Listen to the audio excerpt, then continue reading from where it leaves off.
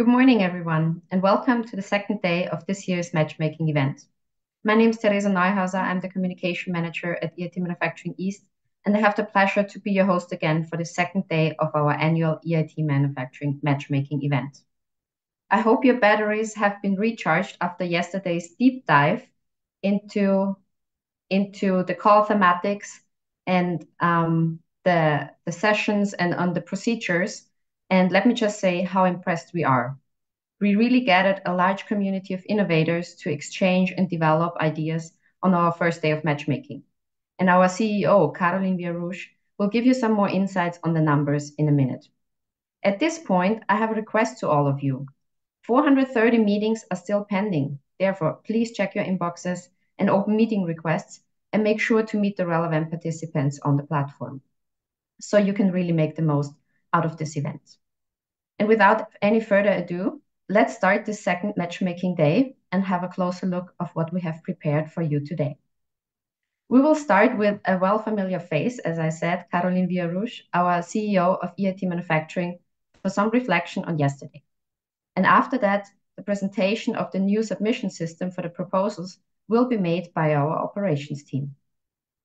And we have also a dedicated session on financial sustainability. I guess that's a big topic for many of the consortia. And the commercialization purpose, and this is another important aspect of our call for proposals. My advice to all of you, listen closely, absorb the information, as it will come handy when preparing your proposals. But of course, presentations and the recordings of all the sessions will be made available after the event, so you have the chance to go back and rewatch it if anything remains unclear. And after this, we will be opening the matchmaking section of our event, as well as announcing the last two thematic sessions of the matchmaking event. The sessions on net zero industry on AI and data. So another reminder for our housekeeping rules. If you have any questions or a comment, please share them in the chat panel on the right-hand side of your screen. We will either take your questions live for our speakers to answer, or our colleagues will respond directly in the chat. If any questions remain unanswered, we will collect them after the event and publish them in the Q&A section of our call webpage. To book meetings, go to the Participants tab in the main menu of our event platform, search, filter, and select the person you would like to meet and book a meeting. Ideally, try to chat with the person up front so you can find a suitable time slot. Please make sure to have activated at least one matchmaking session in your profile, as otherwise you will not be able to book any meetings and nobody else will be able to request a meeting with you. If you need any help in booking or if you have any questions about the platform, please don't hesitate to reach out to our organizing team. You will find the contact on the main homepage.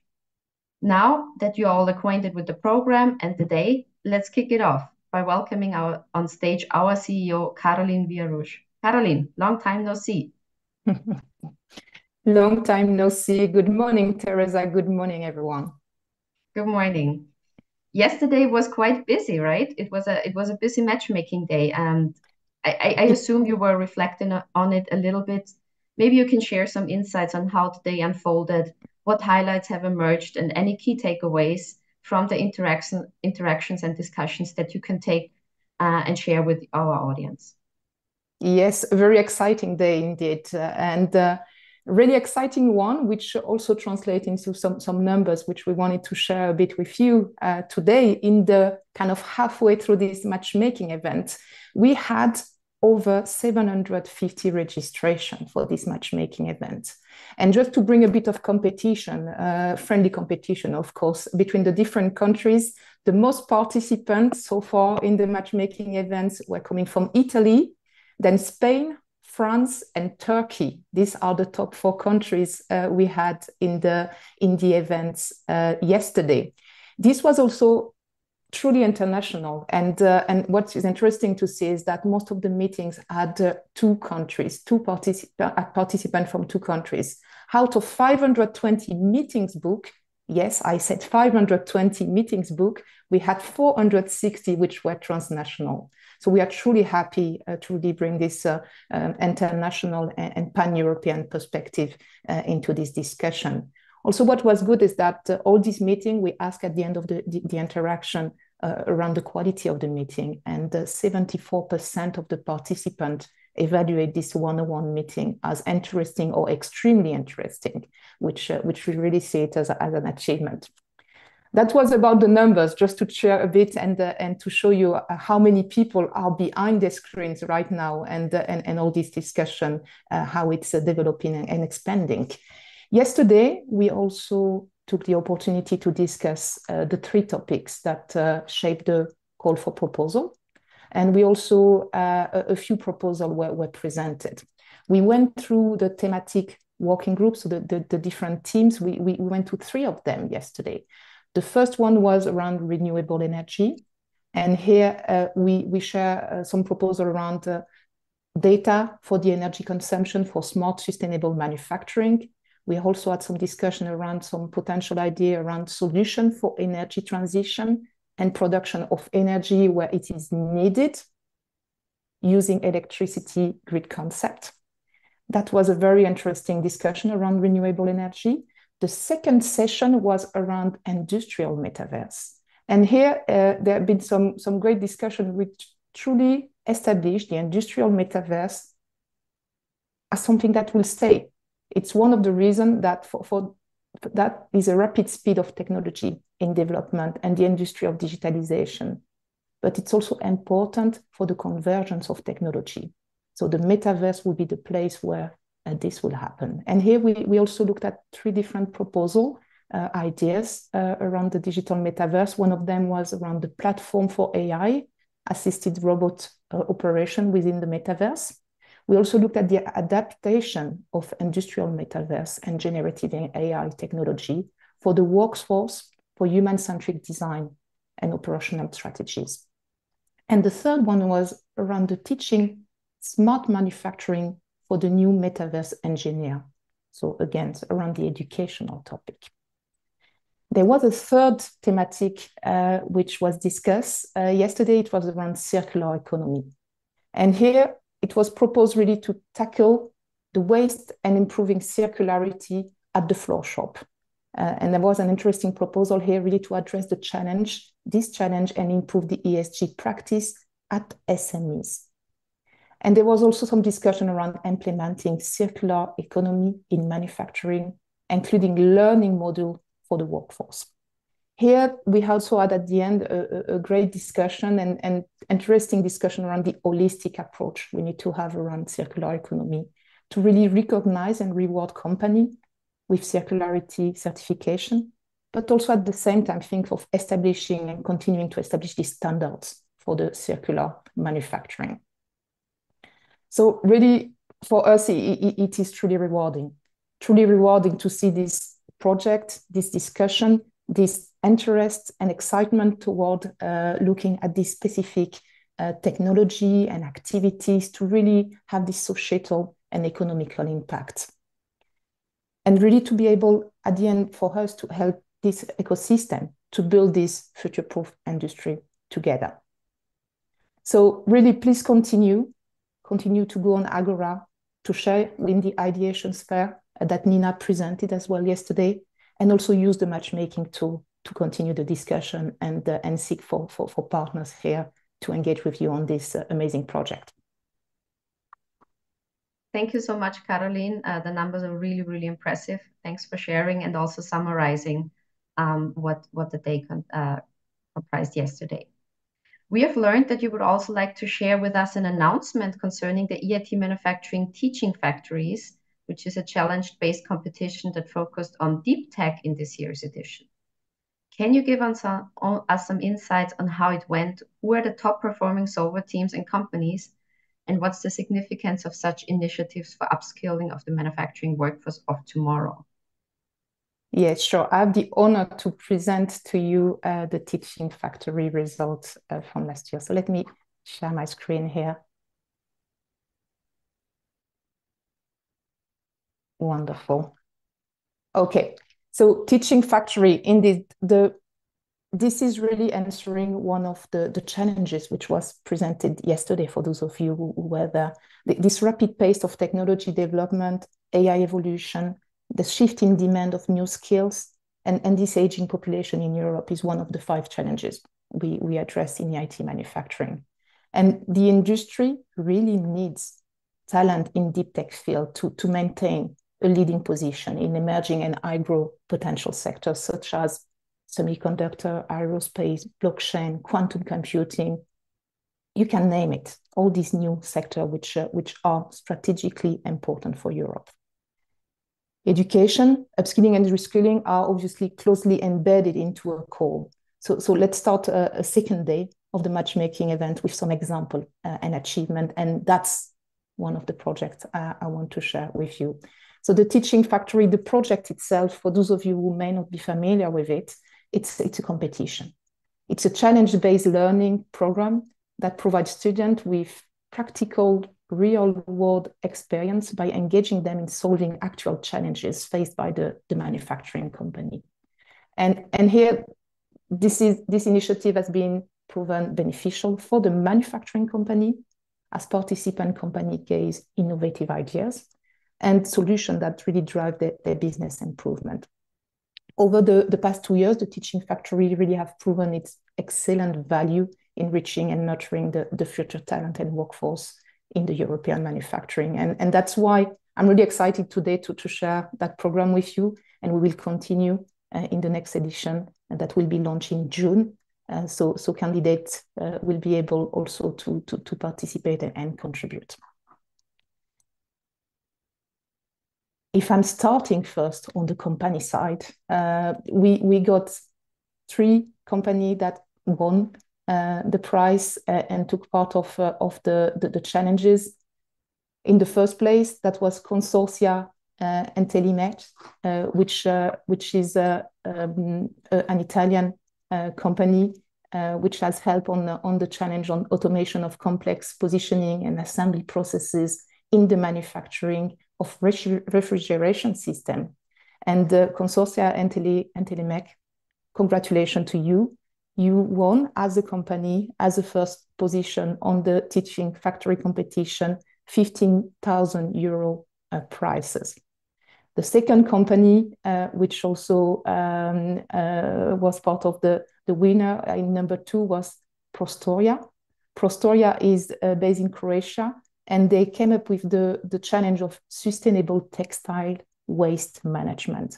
And here, as a second place, Prostoria won a prize of 10,000 euros. And in third place, a company based in Romania, Cathy Fashion, who came up with a challenge on QAI check with machine learning and artificial intelligence, finished third in this competition with a prize of 5,000 euros. So congratulations to the 3 of you, a top achiever of this year that the Solvers team addressed. If I'm moving to the Solver team and the big prize, we start with the team who finished number 3 of the Teaching Factory competition on deep tech. The team supported Cathy Fashion in the challenge presented earlier. And I'd like to congratulate all of them from the University of Patras, all the team members who address the challenge on QAI check and with machine learning and artificial intelligence. Congratulations to all of you. As a third place, you're winning a prize of 1,000 euro. Well done to you guys. That's usually where you get some drum, because we're getting to the number 2 now. Number 2 in the Solver team, supporting Consortia and thematic. And that's the team from the University of Patras, again, on the manufacturing system and automation, which is based in Greece. And they did address, as I said, the challenges put forward by Consortia and thematic. Congratulations to all of you. As the second prize, you won a prize of 3,000 euros for solving this problem and coming up with a great solution. And the last one, which is number 1 and the winner of the Solver competition this year, congratulations to you. It's the University of Zagreb Faculty of Textile Technology based in Croatia. And they won the first prize for this teaching factory this year. They supported the challenge from Prostoria. And on top of that, I will explain to you a bit the solution they came up with. But on top of that, they got a plus 1,000 euro special prize because of the promoting women involvement in the manufacturing industry. Because indeed, you had in this team 3 women representatives out of 5, which is eligible for this special prize. And they also showcased through the project they presented how it helps women working in the textile industry. So the team came up with, they've developed a matchmaking, interesting in a matchmaking event, a matchmaking platform designed for the textile industry that allow company to subscribe to and repurpose the waste of material rather than discarding them. Interestingly, the team through the project has attracted interest of 20 companies in Croatia. So it really demonstrates the potential of the broader impact in the industry. So congratulations all again. You won a prize of 5,000 euro plus 1,000 euro because of the special prize for women representation in the team. Well done to you. So over the past 2 years, this teaching factory really have proven this exceptional value in reaching and nurturing the future talent and workforce. And that's why I am actually really excited to share with you that the program will continue, as I mentioned earlier, and it will be launched and begin in June. So really all candidates will be given also a bit more flexibility in terms of geography. So we are also improving the way the call is structured and engaged, and we're really investing in people and talent for the better. A sustainable tomorrow is the paramount of this call, and the Teaching Factory competition is one of a joint effort toward this goal. So if you want to have more information, go on the EIT Manufacturing website and you will know more about it. Thank you and congratulations again to all the teams and all the companies who took part of the competition. Thank you, Caroline, for sharing, and also congratulations from my side to the winning Solver teams and also the companies for their outstanding achievements in this Teaching Factories competition. Caroline, thank you so much for joining us once more on this second day of Matchmaking Event, and enjoy the rest of the day. Thank you very much. Enjoy your day, have fun, and matchmake. Thank you. And now it's time for our second speaker of the day, Prachi Gangure from our operations team, who will share with you the novelties around the EIT Manufacturing new submission tool, as it was already announced by our COO Dimitris yesterday. Prachi, welcome on stage.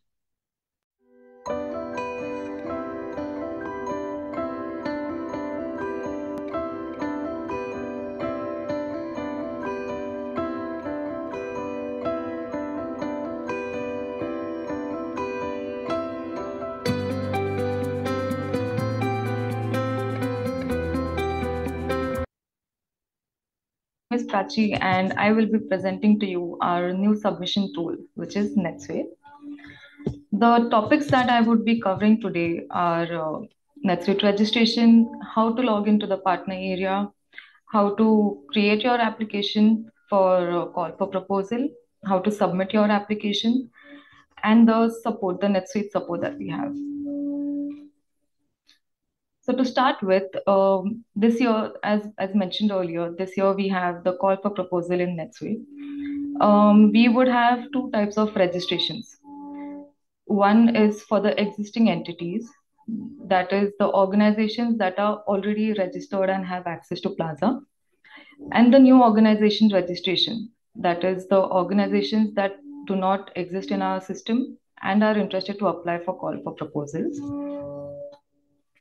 So to understand this better, let's start with the new organization registration, which is also referred to as the expression of interest or EOI. So the interested organizations that want to submit your proposal, first they need to submit the online form for new organization registration. So basically they need to register their organization first using the online form. Fill in the details. It contains the information about the company, the main contact person, and so on. Once this information is filled, you need to click on the submit button. One important field here to note is the field called purpose of registration. Please, it's a drop-down value. Please select the value call for proposal for that. This will ensure to us that the organization's intention is clearly communicated, and it will fasten the process to provide access. Once this form is submitted, it will be verified internally by the EIT manufacturing team. Once it is verified, and the access will be provided, and an email notification will be sent to the registered user to complete the further process in NetSuite. I will cover the NetSuite registration process in the upcoming slides. Now for the existing entities, that is the organizations that already exist in Plaza and they are already registered.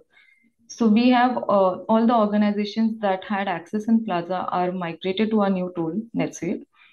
However, the users still need to register to get access to NetSuite. So they can access this online form, fill in the contact details of the person, and submit the form. Here again, we have the field called purpose of registration. Again, where you need to select the value call for proposal. After the form is submitted, it will be reviewed by the EITM internal team and access will be granted. The user will then receive an email notification to complete the further steps. One important field to note here in the contact form, in this new registering a contact form, we have this field called company.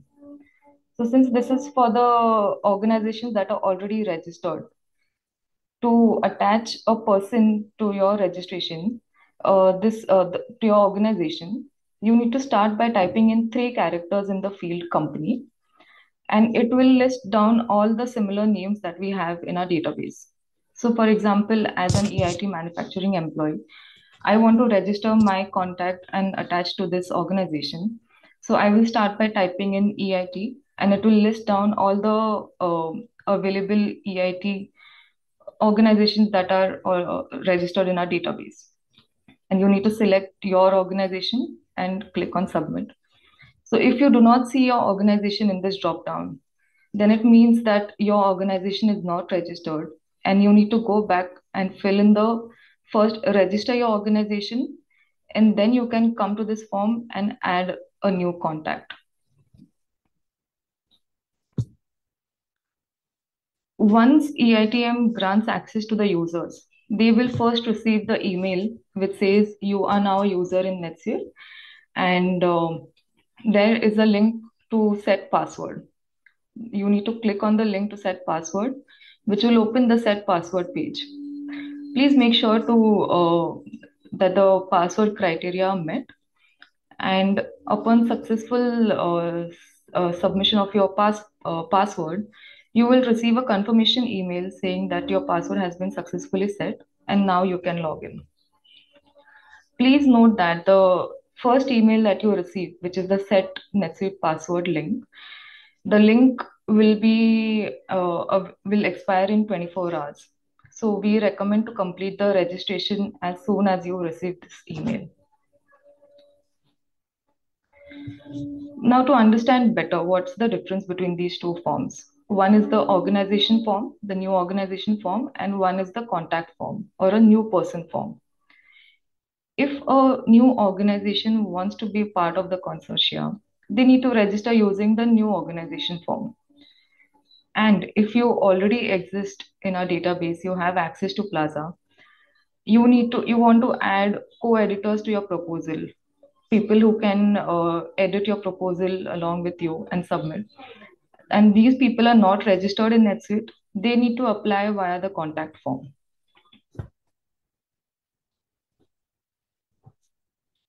Upon successful completion of the registration in NetSuite, the partner needs to log in to the partner area. The link has been provided here. When you click on this link, it will ask you for your username and password. So you need to enter your the email ID and the password that you set during the registration process. Once you log in, this is the partner area. This is how it looks. Here we have 3 parts. One is the dashboard, which is highlighted in red. Then we have the center, which is highlighted in blue. And we have the portlet, which is highlighted in green. So this dashboard is like a home page for the partner area. Then we have the center, which is like a menu bar on top, which using which you can navigate through different pages. And we have portlets, which are small box or containers on the dashboard, which will, for example, there's a setting portlet, there's a home links portlet, and there are many more which can be customized. So now to navigate to the CFP program from the dashboard. So once you've logged into NetSuite, you have the dashboard. You need to navigate to the programs. So in the menu bar, you have the proposals. You need to go to the proposal, then CFP programs, and click on CFP programs running and upcoming. This will open the list of all the programs that are available to apply for call for proposal. So this is how the result page looks like once you click on the CFP programs running and upcoming. A program corresponds to a specific pillar or area. As we can see in the screenshot, it shows information such as the program name, the area. We have the CFP start date, CFP end date, the project start and project end date. The applicant needs to click on the apply icon, which is in the last column, to open the CFP form. Please make sure to verify the program name and area before you click on the apply button. So for example, if I want to apply for, say, innovation call, so I would click on the apply icon, which is in the second row. After you click on the apply button, this is the call for proposal main application form that loads. Here again, we have two parts to this form. One is the body part, which is highlighted in red, and the other is the sub-tabs, which is highlighted in green. The body part contains the program information and some important dates. This part will always be visible throughout your applications. And the sub-tabs are the tabs that are below it, and you can navigate through different sub-tabs by clicking on the name. So for example, here we have the sub-tab general information, contact information, excellence, and so on. So if you want to go to the excellence sub-tab, you need to click on the excellence name and it will take you to the excellence sub-tab. And make sure to complete all the fields under all the sub-tabs. Here we have a disclaimer saying that if you need more information about the fields to know what this field exactly is and what is requested, you can click on the field name, which will open a pop-up window with the description of all the field. So for example, here, say I want to know more about the gender equality plan. So I will click on the name of the field, the gender equality plan, and it will open a pop-up which will have the description of this field and what is requested to be inserted. When you create a proposal, it is possible to save it at any time and come back to it and resume your application. It is important to complete all the mandatory fields in order to submit your proposal. But the submit button becomes active only after it is fully completed and saved. Once the user submits the proposal, it is locked for editing and it is set for evaluation. All the contacts that are added in the CFP application under the contacts information sub-tab, they will receive email notification that the proposal has been successfully submitted. And then we have the final support form. So during your registration, your filling the call, you face any issues and any difficulties to access the form or any problems. So we have the online NetSuite support form. You can fill in the details. Please describe the issue in as detail as possible so that we can have a look at it. We will resolve your query and get back to you via emails.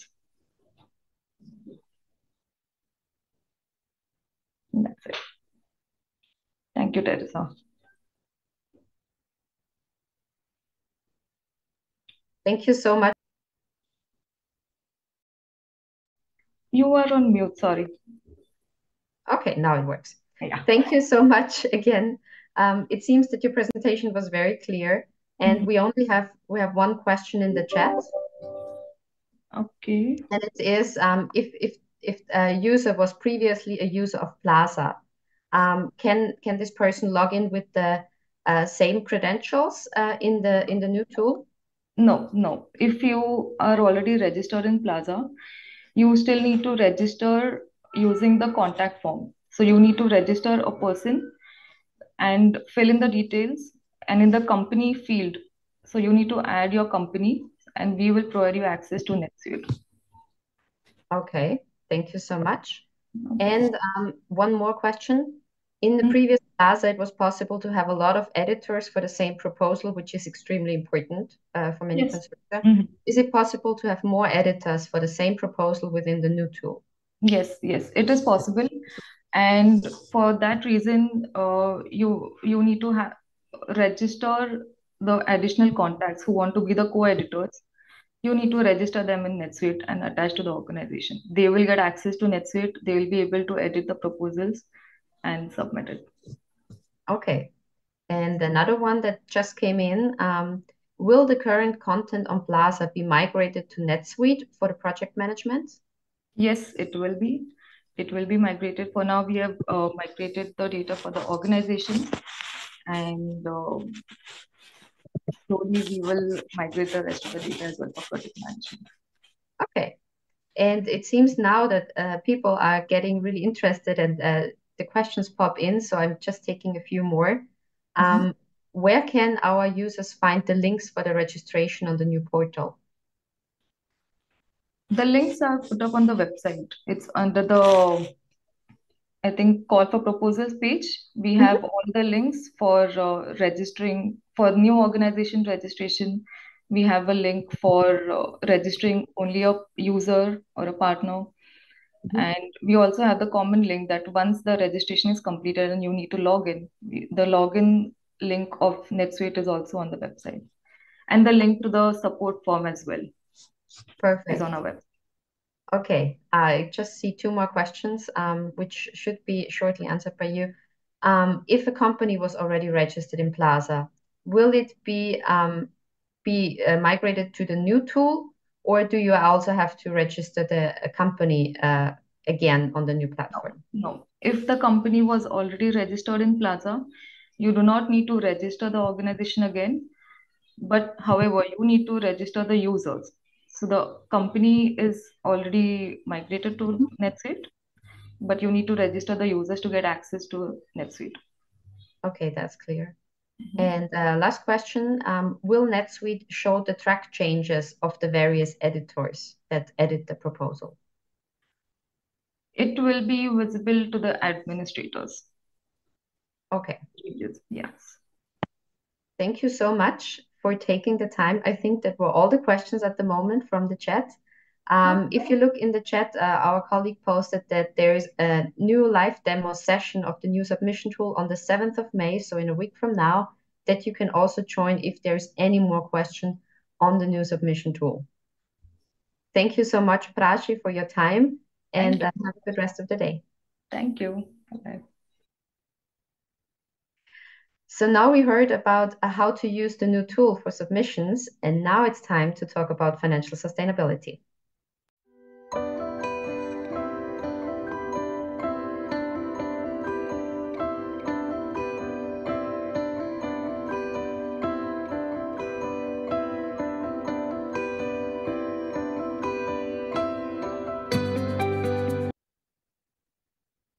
A warm welcome now goes to Isabel. She's representing here today all call for proposals, and what an honor and responsibility for you, Isabel. Good morning, Teresa. Happy to be with you. Good morning, everyone. Thank you for joining us again. For our audience, this is the time for you to put all the questions for Isabel in the chat panel on the right-hand side of your screen. We will be addressing them towards the end of the session, as we just did now. Isabel, let's start with an easy question for you on financial sustainability. Why was this topic of financial sustainability included in all call for proposals? And could you provide some insights into what the service agreement entails? Sure. So the financial sustainability is not only a requirement from EIT, but also and foremost a way to value the support that EIT manufacturing is providing, first to the consortia, and then during the project duration, and then to the business owner after that, with services aiming at increasing the commercialization prospects and better securing successful funded projects. So it is also a way to ensure that the business success of every innovative company supported by EIT manufacturing paves the way for the next generation of companies in need of support. Okay. And are the services included in the agreement limited only to the business owner, or can other members of the consortia benefit as well? Well, it depends where we stand in the life of the project. So during the activity development, the consortium members can benefit from services provided by EIT manufacturing to support the project, for example, discussing how to enhance the training format for an education project, how to capture the innovation market potential, how to upgrade the business plan.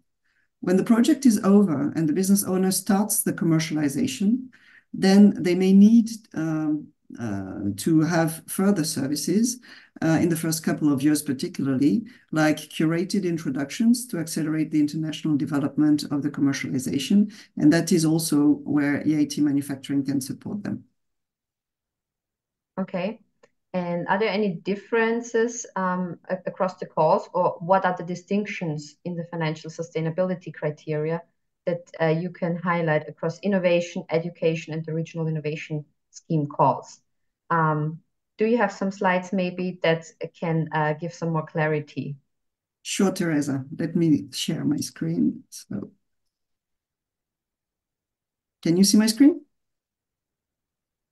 Waiting. Hold on. Up. I will do this right away. Yes, now it Now will. I'll put it in full. Okay. So basically, what is common to innovation, education, and risk calls for proposals is the signature of the services agreement now needs to happen before the project starts. There is a dedicated EIT manufacturing project manager to support the consortium during the project. And revenue sharing starts at the beginning of commercialization to be paid in the first quarter of the following year with documented evidence of sales. What is different between innovation, education, and risk is that the nature of the services partly may differ between innovation and education.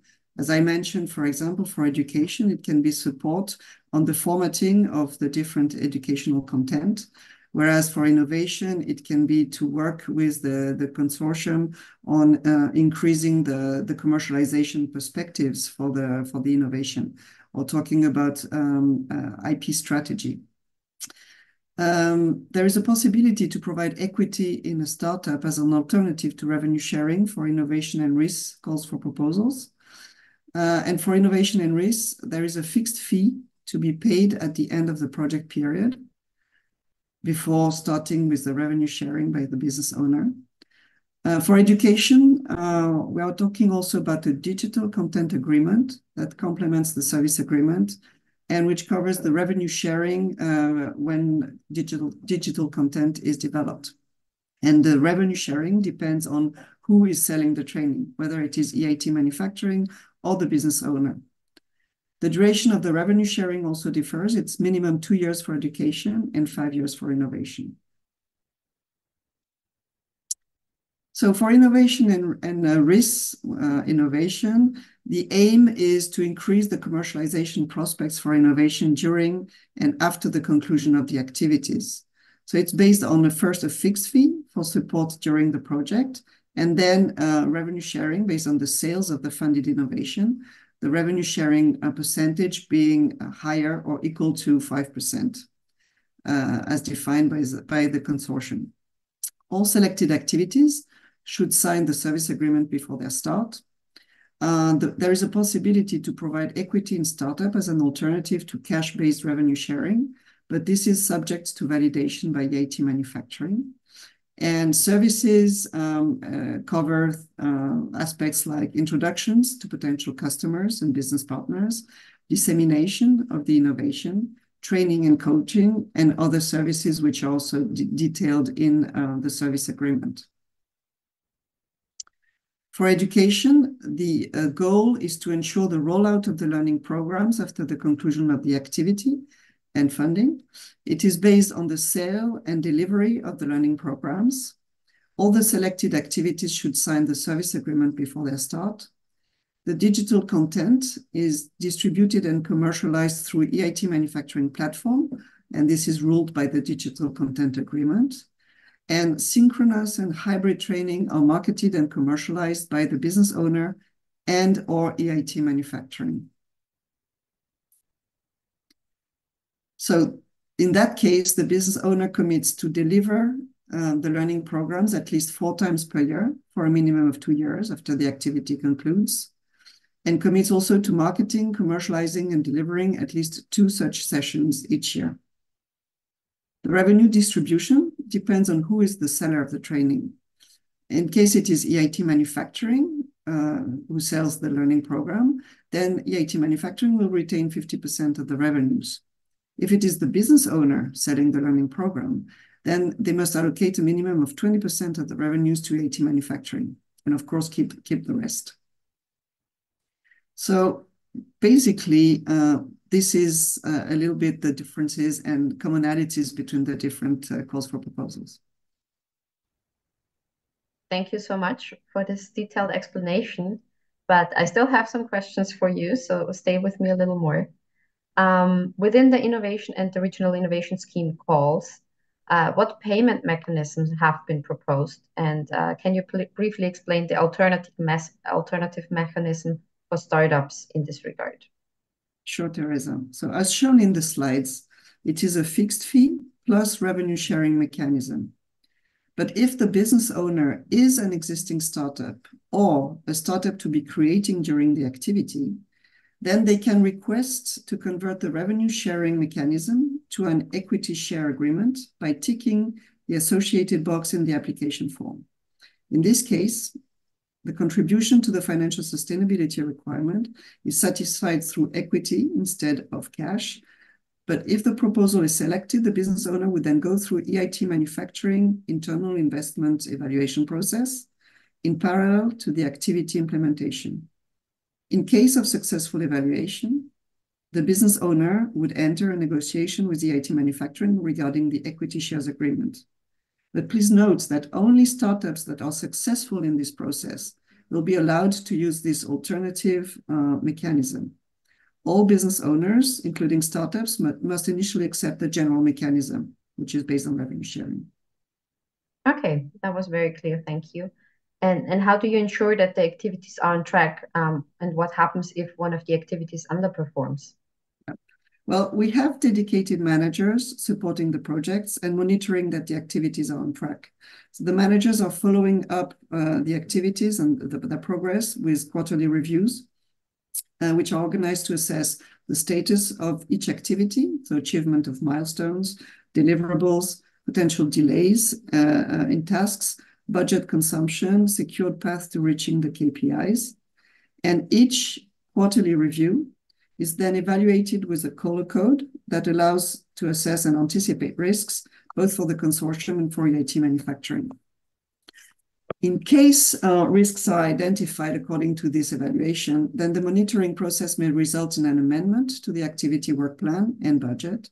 But in case of underperformance or of significant delay of implementation, misconduct of the consortium, or any other reason which may jeopardize the timely implementation of the activity, then EIT Manufacturing reserves the right to discontinue or restructure the funding of the activity. At final stage, in case of underperformance, the overall grant awarded can be decreased. Furthermore, EIT Manufacturing monitors activities and support the business owner with services up to 5 years after activity completion to track the long-term impact of the project and the status of commercialization, and to ensure the achievement of KPIs after the activity ends. Okay, thank you so much for this detailed explanation. What are the potential outcomes when the project activities are successfully completed and executed? Can you give us some insights here? Yes, of course, because we talked about underperformance, but it's even more important to talk about success. So for us, the successful execution and completion of the activities financed under the call for proposal may unlock the possibility to receive additional funding. And only projects which have been assessed as green during the activity monitoring may be eligible for fast track opportunity via a subsequent dedicated call or direct award. So this is really important because it ensures that the future funding may be easier to or quicker to access than the initial one. If a project is performing, it might be used also as a success story, brought forward in additional EIT manufacturing events, communication after the end of the project to be presented for the EIT awards, for example. And we can recommend participants of a consortium for non-EIT funded projects as well, considering business owners for industry challenges, investment, and also assess them positively for future calls. So there is really a virtuous circle through successful projects that we really want to encourage and to support as much as we can. Okay. Concerning the education call and the learning programs, what are the key outcomes that must be achieved that you say the activity was successful in the end from a financial sustainability point of view? Yeah. So as I showed quickly in the slides, the business owner of an education project must commit to deliver learning programs at least 4 times per year for a minimum of 2 years after the activity concludes. And they must also market, commercialize, and deliver at least 2 such sessions each year. Okay. And just a real quick question on the risk call. Are organizations from non-risk countries eligible to participate in any proposals for the risk call? Yes, non-risk countries are eligible to participate in the risk proposals as long as the consortium meets the minimum eligibility criteria. So the consortium should have partners covering at least 3 different risk countries, and the business owner and manufacturing company or end user role should be covered by one of the entities coming from a risk-eligible country. But apart from that, the proposal should, of course, aims to boost the innovation capacity of risk countries. Okay, thank you so much. That was it from my side. But let me quickly check if we have any questions in the chat. And yes, I see that there's some questions. So if you can stay with me for a few minutes and we can go through those questions, I think it would be very helpful for our audience. Sure. There is a question about the fee. Is the fee, the 50,000, to be paid by the consortium at the end of the project, includable in the project budget as a subcontract or else, or is this something that is external of the project budget? This cost is non-eligible. That's the answer. Cost is non-eligible. Perfect. Then we have another one. In the innovation call, is there a predefined way in which the fixed fee has to be shared amongst the consortium partners? No, it is up to the consortium to define how they share this fee. Okay, so they are totally free in Yes. dividing it. Okay, perfect. Another question regarding the education call. If a university develops a course as part of an education grant, do they need to pay 50% of student tuition to EIT manufacturing? Remark, I don't think it's viable at my university. Is this only for external industry training paid by the companies? I will need to double check that, but I think it's predominantly for industrial training paid by companies. Okay. There is another one. Since core members already pay a fee for services to EIT manufacturing, is this taken into account when they apply for one of the calls? No, because the 50K Fixed fee, which is within the context of the call, is dedicated to the project with dedicated person, services to the consortium to drive the project. And there are therefore additional services. They are not exactly the same services compared to what the membership services are developed. Okay. Oh, I see there's some more questions. Can the business owner figure, so the business owner role, be divided between two universities when it comes to the education call? I guess so, because I think we had some cases in the past. So again, let me double check that with the education team, but I think it is possible. Okay, we're gonna come back on that question later, probably in the Q&A. If education grants deliverables are free online content, for example, videos, PDF guidelines, etc., do they still need to pay the fees? Yes, I mean, yes. Okay. Another questions. Are UK-based companies eligible for the EIT funding, EIT manufacturing funding? UK is now an associated country, so I think as such, it is covered by the general rules and guidelines, which cover associated countries. Okay. I'm just going very quickly through the questions as they are popping up by the second. If there is an innovative idea, but the person has difficulties in formulating it in a way which will meet the requirements of the call, is there anybody they can consult with at EIT Manufacturing? Somebody to help them with formulating their proposal? Well, we are not supporting applicants in drafting the proposals. That's very clear. Mm-hmm. If there is a clarification question, as Prachi mentioned earlier, of course, we can be there for technical support, but not in drafting the proposal. Okay. So our team will support you with all technical questions, but of course, they cannot write the proposal for you. That is very clear. Does the financial sustainability agreement need to be signed by all parties?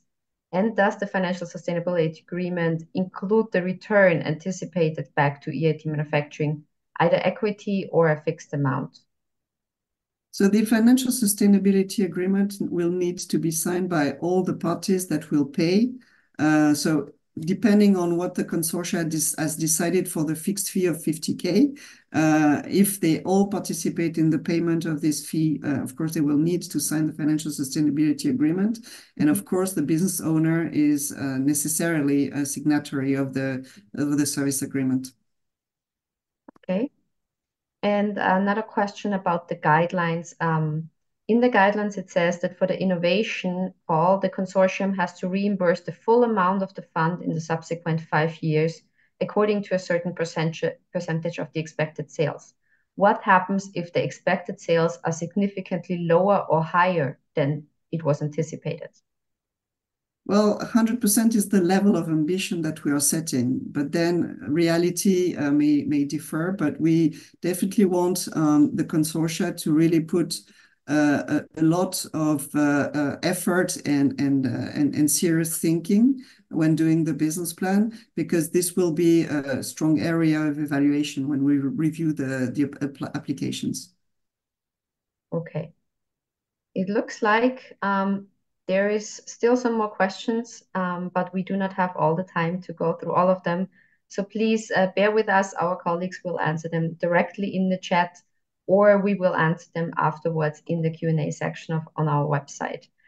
Thank you so much, Isabel, for your insights into the financial sustainability aspects and also answering all the questions that popped up from our audience. And yes, thank you so much. Thank you very much, Teresa, and to all of you. I hope you will be many to apply, because this is a great opportunity for us to interact with you. Thank you very much. Bye-bye. Thank you. And with that, we came to the end of our morning sessions. And next on the agenda, we have 2 thematic sessions, same as yesterday. This time, they are on the topic of net zero industry, and it will be hosted by Anthony Pichuan, who is the Managing Director of EIT Manufacturing West. And this one is then followed by a session on the topic of AI and data, and it's hosted by Adrian Bablock from EIT Manufacturing Central. From my side, that's all for the moment. I will see you back on stage at 12:15, and in the meantime, please engage with our experts in the next sessions. And if you haven't done so far, book the meetings, schedule your meetings, go to your meetings, have fun, discuss, and use the time wisely to make the most out of matchmaking.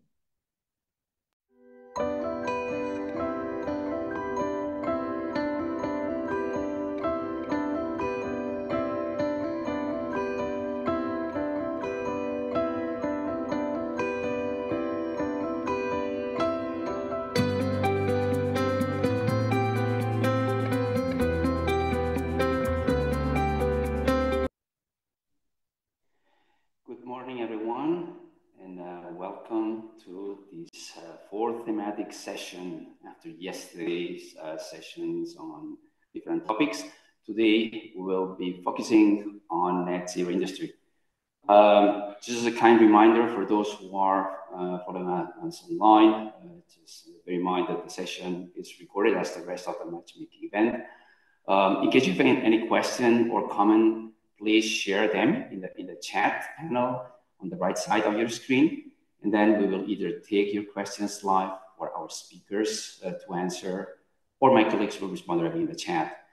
And if any questions remain unanswered, we'll make sure to collect them after the event and publish them in the Q&A section in our call section in Agra. As I said, good morning, everyone. My name is Antonio Pijuan. I'm the Managing Director of EIT Manufacturing West, and I'm connecting today from San Sebastian in northern Spain, very close to the French border. Just as an introduction, when we launched this thematic working group on net zero industry earlier this year in collaboration with the other thematic working groups, and currently we have more than 25 core partners already participating actively in this thematic working group. The goal is to strengthen our community on this topic, bringing tech visionaries together for a long-term collaboration, business and technology needs, and identifying education and training needs.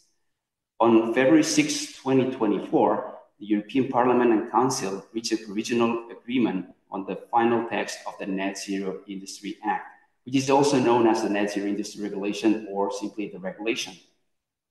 This legislative initiative is a part of the European Green Deal's industrial plan, which also includes the Critical Raw Materials Act and the reform of the legal framework of the electricity market. The future regulation establishes a set of measures aimed at strengthening the European ecosystem for the manufacture of net zero technology products, creating simple and secure conditions for investors and promoters of projects related to the green industry. The goal set by the regulation is that by 2030, 40% of the clean technologies used will be produced in Europe. Many corporations have now committed to reaching net zero goals by a rapid and drastic shift. And drastic shift is needed to reach those. Innovation will play a key role with solutions like renewable energy integration, sustainable materials and resources, energy efficiency technologies, or carbon capture solutions. We want to foster collaboration and knowledge sharing, and for that, today we have brought two experts on the topic and two of our startups from the EIT manufacturing ecosystem that will present the solutions to support reaching these goals. We hope that you'll find this session interesting and that could bring you new ideas that can respond to our call. As the first speaker, we have today with us Patrick Weber. Patrick Weber is Associate Director and Science, Industry and Technology Advisor and Lead Sustainable Energy Resilience Consulting at Arab. He's a mechanical engineer and has many years of experience in sales, project development, business development, and strategy, as well as digitalization of energy service companies. He has managed complex energy projects in Europe over the past years, including multi-utility management for the automotive and paper industry, complex outsourcing, contracting projects for automotive, OEMs, and suppliers, dairy industry, data centers, or multi-site customers. Before joining Arup, he realized e-mobility projects, including equipment, the German dealership network for OEMs, PSA and FCA, with e-mobility charging infrastructure or digitalization projects. Patrick studied mechanical engineer with specialization in thermal engineering at Aachen Technical University and worked at the chair of technical thermodynamics as a research assistant. Since 2013, he has been deputy chairman of the board of the German Business Initiative for Energy Efficiency, DINEF, and board member of DINEF as well, a German business initiative in energy efficiency. So welcome, Patrick, and I'm passing the floor to you. Thank you so much. Good morning, everybody, and thanks a lot for this very, very detailed introduction. Yeah, so my whole professional life was included. I try now to share the screen. I hope it will work out as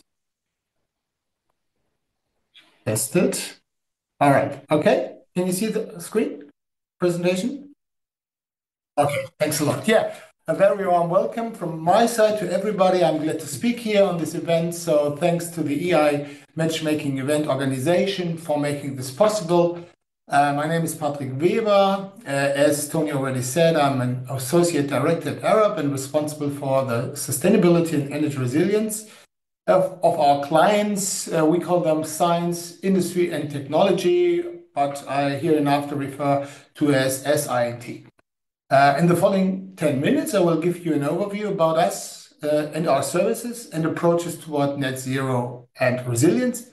And I will present our proposal or our wishes, search requests, and expectations. And of course, I will try to answer the pitch title question if net zero and energy resilience are contradictory or even dependent or whatever. But first, who's Arab?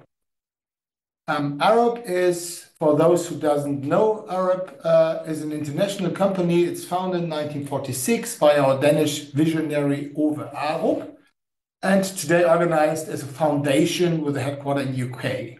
With an estimately 18,000 employees in 35 countries, Arab today offers on a high level multiple services for design, engineering, architecture, planning, and advisory service. Our clients cover a wide range from cities, buildings, real estates, bridges, infrastructure like bridges and grids, and as I already said, SIT clients.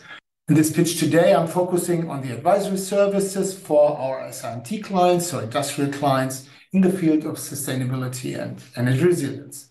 So what are our services in the field? This is in this slide, you can see an overview about Arab sustainability and resilience service portfolio for the advisor service SIT, as already said, and we separate it in 4 pillars. And to highlight what importance the decarbonization and resilience services are already taken, I think the last 2 years there was no project at all without any kind of related services from decarbonization or resilience. So it's a huge topic, of course, and we're doing quite a lot of different services all together with our expert network around the world. Let me explain first what exactly energy resilience is, because this might not be known by everyone. Resilience, let me start with a definition there. Of course, there are other ones, but this one I like very much. Resilience is the ability to prepare for and adapt to changing conditions and to withstand and recover rapidly from disruptions. Why do I like it? Because there are a lot of keywords contained which really are important for the whole approach. For example, preparation in future, adaptation in present. So this is you have to foresight a little bit and do prognosis, but also you have to be ready for the present. We have to withstand and recover. So be resilient and also try to recover in case of failures. And of course, you have to do that rapidly. This is the quality of a system, of a resilient energy system. And you have to face disruptions. So this can be very dangerous. That's why it's so important. Within Arab, the resilience topic is big. Lots of groups and teams worldwide are engaged in this resilience and have their own framework, which you can see here on the right side.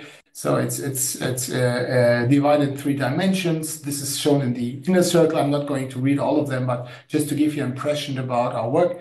There are 11 goals. This is the middle circle, and we have related to that goals, we have 66 indicators, which are always part of our projects. So energy resilience is an important part of this framework. It's here now at the you can see it on the light highlighted goals 4 to 7. So why is the need for energy resilience? Of course, there are lots of disruptive factors today, which significantly affects the energy systems of the energy clients. For example, you might know all of them, but maybe the one or the other might be new for you. So of course, we have facing extreme events like weather events. We have a very important one. This is the whole transformation block with energy market transformation, the whole regulation and decarbonization strategies, and especially the electrification. We have human factors, which I'm going to skip right now a little bit, and we have adversarial, so war and cyber attacks. I'm going to skip that anyway. And we have also technological ones. This is I'm trying to focus now on the transformation and the technological factors which we are trying to face in our projects. Talking about very specific examples from recent SINT projects, I highlighted these examples in yellow. Of course, we have an increasing power demand due to electrification of the normal heating, but also on the process heating part. And of course, we have e-mobility, so we have an increasing power demand on the grids. And that might be limited to companies' expansion plans if they want to expand, and they are limited by the grid capacity. Then we have, of course, aging energy infrastructure and lack of monitoring for that. So it's necessary to have renewal of this energy infrastructure, and that makes it very difficult to decide on which technology to decide for. Yeah, and we have special requirements and a lack of available solutions for that, and that is something which I would like to ask here in this event, because we know that a big lever for the decarbonization of such clients, and therefore for reaching energy resilience, is the substitution of high temperature process heat, mostly driven by fossil fuels, either by electrification, I already said that, or by substitution of fossil fuels to hydrogen or biofuels. And right now, as we see it on the market, the number of reliable and established solutions to help such clients, help us also in these projects, are very, very low. That's why actually Arup is recently looking for solution providers to support project activities.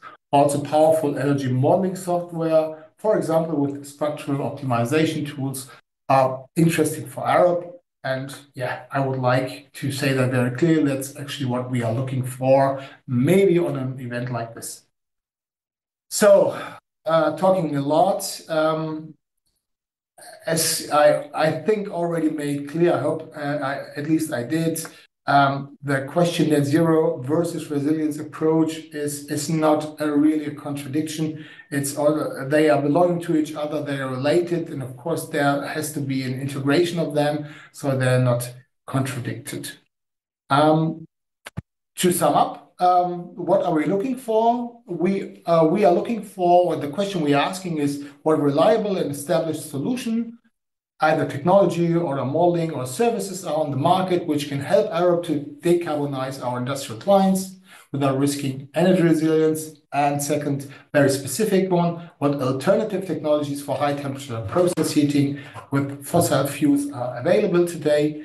And our goals: finding partners, finding permitting solutions for that, and finding reliable and partners for that, which can help us in these projects to decarbonize and reach energy resilience for our clients. So that's basically, in a nutshell, what we are doing and what we are looking for. And if you have anything, if you are interested or you have any solutions for that, please reach out for me. Here are my contact data, telephone and my email address. So would be very, very happy if someone maybe have a good idea and come up to us. Thanks a lot. Thanks a lot, Patrick, and very well explained and understood. I take this message out that net zero and resilience are not competing, but should be collaborating and should be faced as a combination of the two of them. And yep. Just as a kind reminder for all our attendants, all the slides, this session will be made available in Agora, as always, including the contact details from Patrick. So thanks a lot. We will now move to the next speaker, and then we'll just address all Q&As at the very end. So to continue with this session, we'll have now with us Juan Morillas. Juan is Head of Sustainable Design at John Sisk and Son. He has over 20 years experience as an architect with a particular focus on sustainable design, circularity, and holistic design efficiency, with a pragmatic approach to design and construction. Chairperson at IGBC Whole Life Carbon Community of Practice in Ireland, and member of the National Leadership Forum in Ireland and the Interdepartmental Timber Working Group in Ireland as well. He founded the digital platform Shared European Design in 2021 with the aim of sharing knowledge and ideas for a more sustainable construction sector. Juan also collaborates with several universities and manufacturers across Europe to develop more sustainable materials and construction methodologies. So with no further delay, I'm going to pass it all to Juan. So Juan, the floor is yours. Thank you. Good morning all, and thank you, Tony, for the introduction, and thank you, EIT, for the invite. So I'm going to share my screen now, and I'll try to go as quick as I can through the slides because I have a good number of slides, and because I'm going to share the presentation later, I thought it would be better to have some more information there. So I'm going to be a bit provocative today about net zero in particular, and you'll see now why. So to start with it, sorry, can you see my screen? Yeah, okay, sorry. Okay, so anyway, you've introduced me now. There is just one thing I want to talk about here. It says in my LinkedIn profile, it says collaborator. So I can't emphasize enough how important collaboration is. And we do that all the time in my company at John Sisk & Son. We are 2,400 employees. And the company is structured in business units. And then there are, I don't know how many different functions. So it's critical that we work together as much as we can. And then we do the same with our clients, design teams, manufacturers, supply chain, etc. Otherwise, there is no chance we can achieve the level of carbon reductions we are targeting. So I'm referring to the net zero. So talking about net zero, I have a few examples of current roadmaps, and I'm sure you've all seen something similar in the countries you live in or EU level. I chose this one because it's the one I'm closest to, and I was part of the working group reviewing this document. Net zero whole life carbon, there were some targets set up. The main target was a 51% reduction by 2030, and we are not on track. And there was a presentation, and it's not me saying it, it was the chair of the IGBC, I think it was 6 months ago, in a workshop with many different people from Ireland, and he was clear about it. Because I think what has happened as well is there are many targets that have been set up, or they were set up without knowing where we were at the time, and also the industry is not moving fast enough to get to those targets set up. So we are in 2024. In the next couple of years or 3, we are going to start seeing a lot of reports saying we are not on track to this, so what do we do now? But anyway, let's see why we are not on track. So on the operational carbon versus embodied carbon, and what do we mean by net zero carbon, and even if it's possible. So on the right-hand side, we have operational carbon, which is related to the buildings in operation, as I hope most of you know. So the projection here from the EU is that between 2020 and 2050, 51% of those emissions are related to operational carbon. There is potential to get to net zero there through renewable energy and other technologies, but I'm a bit more hesitant on the embodied carbon side and all the materials manufacturing that we have to lower the embodied carbon. I'm I don't like using the term net zero for materials because I don't think it's possible to have net zero materials, and I'll show you now why I think that.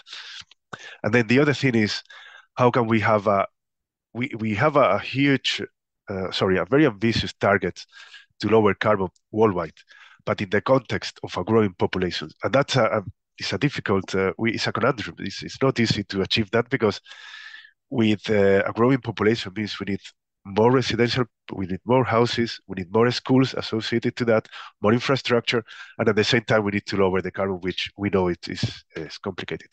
And then in the global context, we can see here we are somewhere here in the where the red dashed line is, and we can see that the population is going to continue growing according to this graph, sorry, above 10 billion people. Then another example of zero and how we use the word zero. This is the Concrete Zero initiative. I don't know if you're aware of it, but you can see here that there is no carbon that is zero. Sorry, there is no concrete that is zero carbon emissions, but it's a word that is used to talk about low carbon emissions. So again, it's like, should we even be calling it concrete zero? I think we shouldn't, because it's misleading and we are sending the wrong information. Because if, for example, you have, see, I don't know if you've seen these curves before, but even if we go to the lowest embodied carbon possible here, which is this blue, and it's an A+, we are talking between 29 kilos of CO2 per ton, per cubic meter, to 146, depending on the concrete strength. And the concrete strength that we use normally in construction range between normally C2530 to here. So again, anyway, concrete zero. Whole life carbon approach. I prefer using these terms because it's more accurate, I think, and it gives you more data. But then when you have to talk about, we always have to find names. So I understand why we use the term net zero. My company have actually a strategy that's called net zero, and I'm leading on that strategy. So I'm not complaining about it. It's more about being mindful of what we mean by that. So I think the key when looking at the whole life carbon approach is the product stage, when we manufacture those products and the impact they have. And the other critical one is becoming more and more important is the circular economy piece, what happens with those materials at the end of life. And that has two different approaches, is the materials that have been manufactured so far, what do we do with them and how we can reuse them as much as we can. And then the new ones, make sure that they can be reused in the future. And we build in a way that allows for disassembly so they can be kept in the loop. Now, in terms of embodied carbon benchmarks, again, there is reference to net zero, but should we even refer to net zero? If we look at, this is a graph from Leti in the UK, and you can see here the level of embodied carbon they target for 2030. This is for domestic, 625 kilos CO2 per meter square, which is a lot of carbon per meter square. So anyway, then when we say net zero, often net zero, if we say that's the name, we omit the surname, which in this case would be net zero carbon. But what about other metrics like or other resources like water? Should we be targeting net zero water? Is that even possible? So anyway, just to keep it there in mind. And then I'm going to go through these slides very quickly, just to go into a bit more depth with embodied carbon. So this is a comparison that HTS did a number of years ago. Is still my preferred one because it's very clear. And you can see for different grids, the embodied carbon of that buildup. And it goes from 206 kilos of CO2 per meter square for that flat slab. And then you can go, there are many more options, but then the lowest they calculated in that case, and I've done similar exercises, and it's within that range, is 70 kilo of CO2 meter square using mass timber. So it's much lower, but it's not net zero.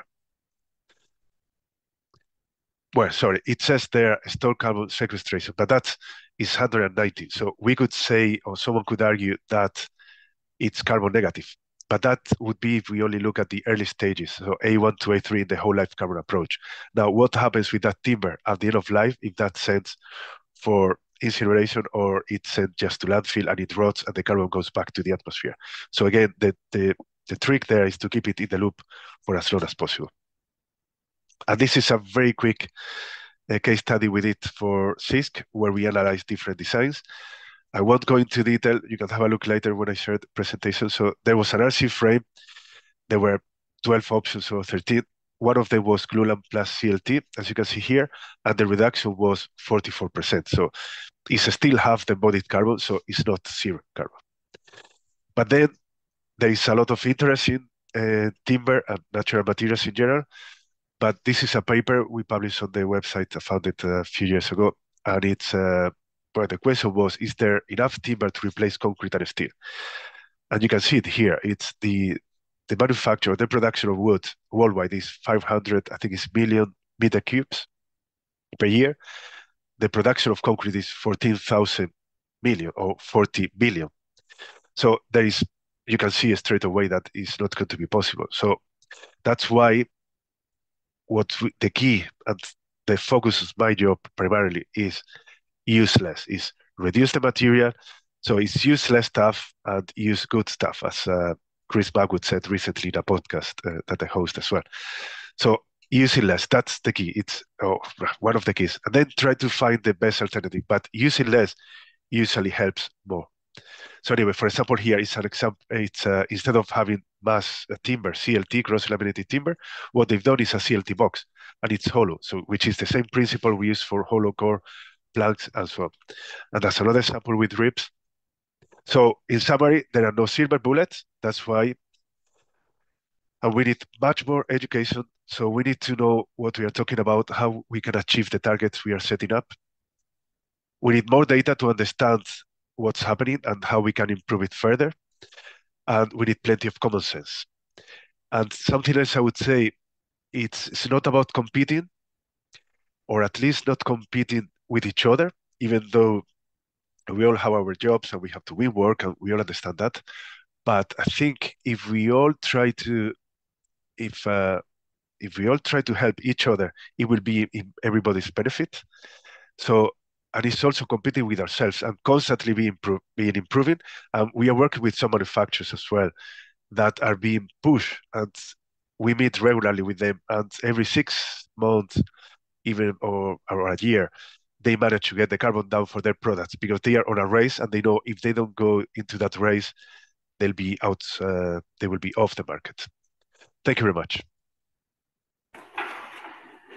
Thank you so much, Juan. I think I want to keep this, last sentence. I think it's very self-explanatory. We need more education, we need more data, knowledge, and we need absolutely common sense. Thank you so much. And I love it, by the way, your first introduction on the importance of collaboration. As a matter of fact, this is the motion of this call for proposals to establish collaboration among different stakeholders, because otherwise the goal we have established on net zero industry will never be achievable.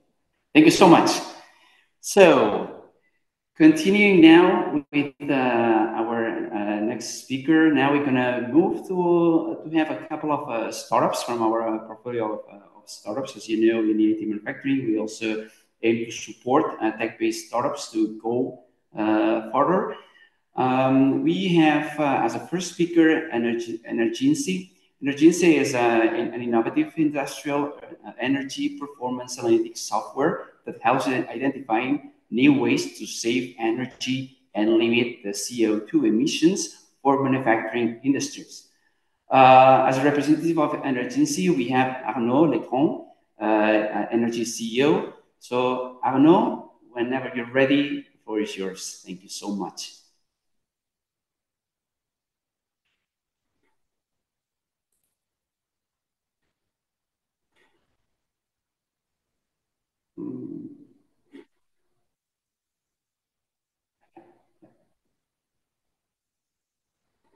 Arnaud, I think now we can see you. And I don't know if you hear us.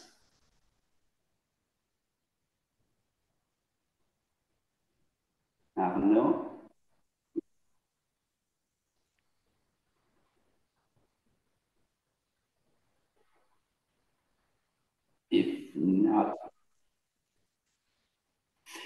If not, perhaps while we're fixing no connection, maybe we can move to the next speaker and then try to improve the connection from Arnaud's side.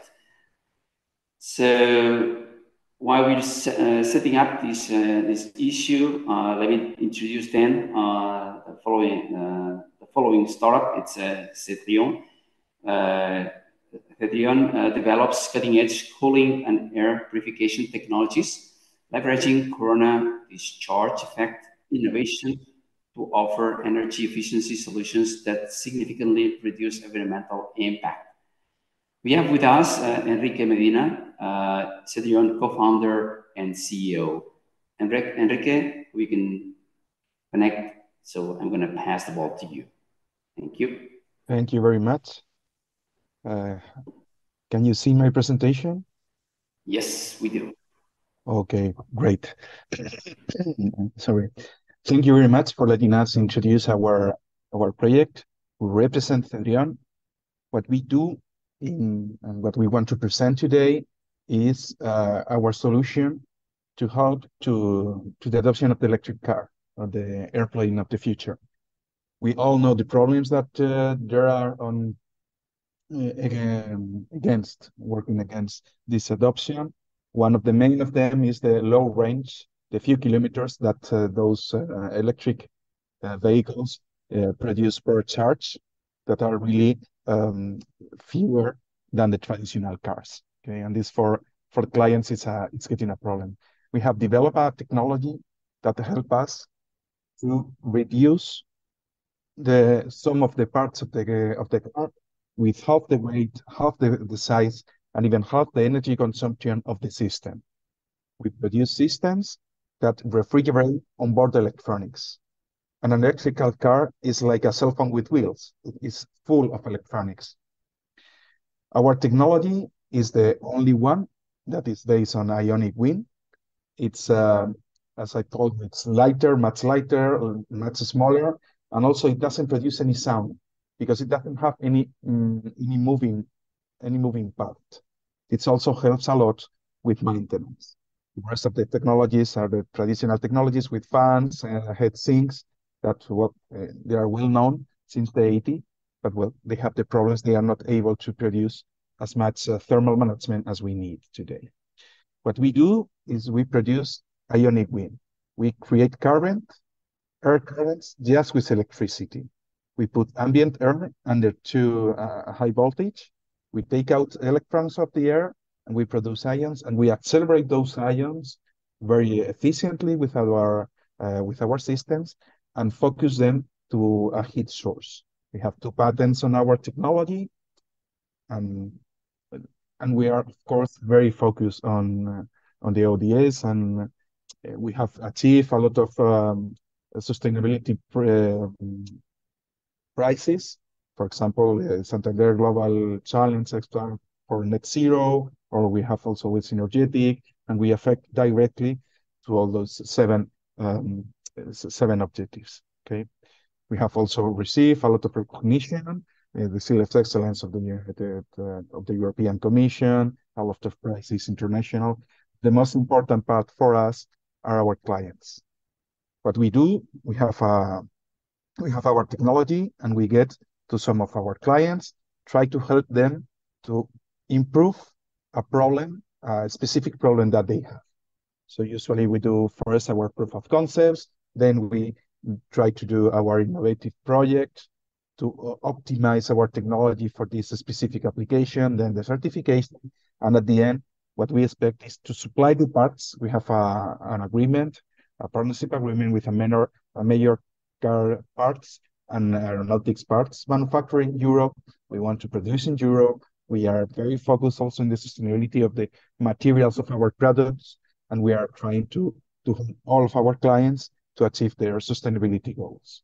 Okay, these are 2 kind of examples of what we used to do. We have IROX. We have a box, an electronic box that usually are refrigerated by a heatsink and fans, and we are able to do the same with our system, with our IROX, with much smaller and lighter systems. And also, for example, for PCBs, for electronic PCBs, we are able to produce, half the weight, half the volume, and half the consumption. This is useful for the computers that are on board, the CPUs, sensors, radars, screens, all of that. Okay. So, well, we are a team of 20 people. We are based in Spain. We have a lot of women and in our company, very proud of that, and 2 patents already in our hands. So thank you very much. If you have any question or anything, any curiosity about our technology, we will be more than pleased to answer to you. Thank you very much. Okay, thanks a lot, Enrique. Very interesting, the presentation. And as you said, I wanted also to send a kind of reminder for those who are attending this session that the chat box is always open for you to post the questions, and we will be addressing them at the very end. So with no further delay, I'm going to get back to Arnaud Lecran. As I said before, Arnaud comes as, he's the CEO of Energency, an innovative industrial energy performance analytics software that helps identify new ways to save energy and limits the CO2 emissions for manufacturing industries. So Arnaud, I hope that now you can hear us well, and I'm going to pass it all to you. Thank you so much. Hi, everybody. I'm sorry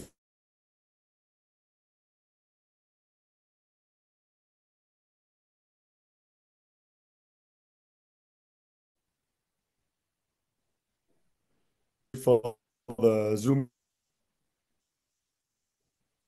I think we have some. I don't know. I think we have some technical issues on the sound because we cannot hear you very well. I don't know if you can. Crashed just a few minutes ago.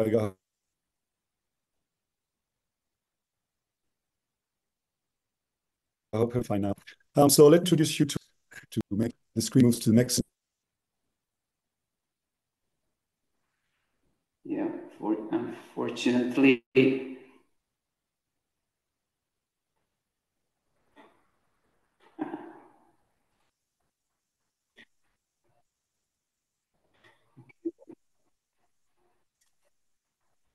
Okay. Arnaud, we'll try to switch off the camera because maybe it's a bandwidth problem because we cannot hear you well. So.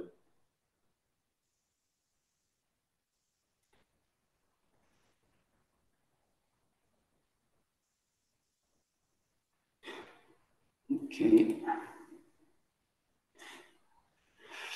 All right. Well, maybe while we're waiting for Arnaud to see if he can reconnect, perhaps we can just address in case there are questions in the chat.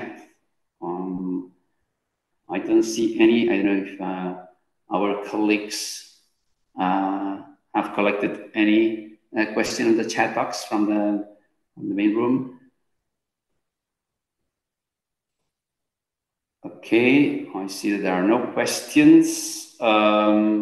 Simply, okay, no problem from our side. Just simply wanted to highlight that if there's no questions now, but you wanted to contact any of the speakers, the information will be available on the specific sphere for the call of proposals in Agora. It has been explained already yesterday and today. You can bring your questions there, and we'll make sure to address them. You can contact also the speakers in case you're interested in those pitches being presented in order to build proposals that can be submitted to this call for proposals. I personally also hope that those will be successful, and if not precisely those 4 ideas, there are others specifically in the domain of a net zero industry. I really encourage all participants to submit their ideas.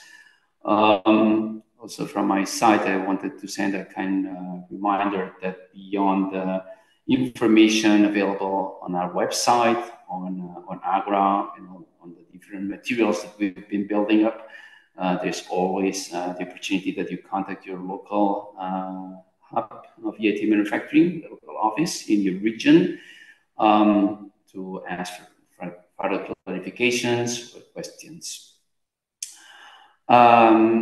Let's see. I think Arnaud is back again. Arnaud, can you confirm you're here with us? Yes. Hello. Can you hear me? Yes, we do hear you. Let's see if now we can get it over your pitch.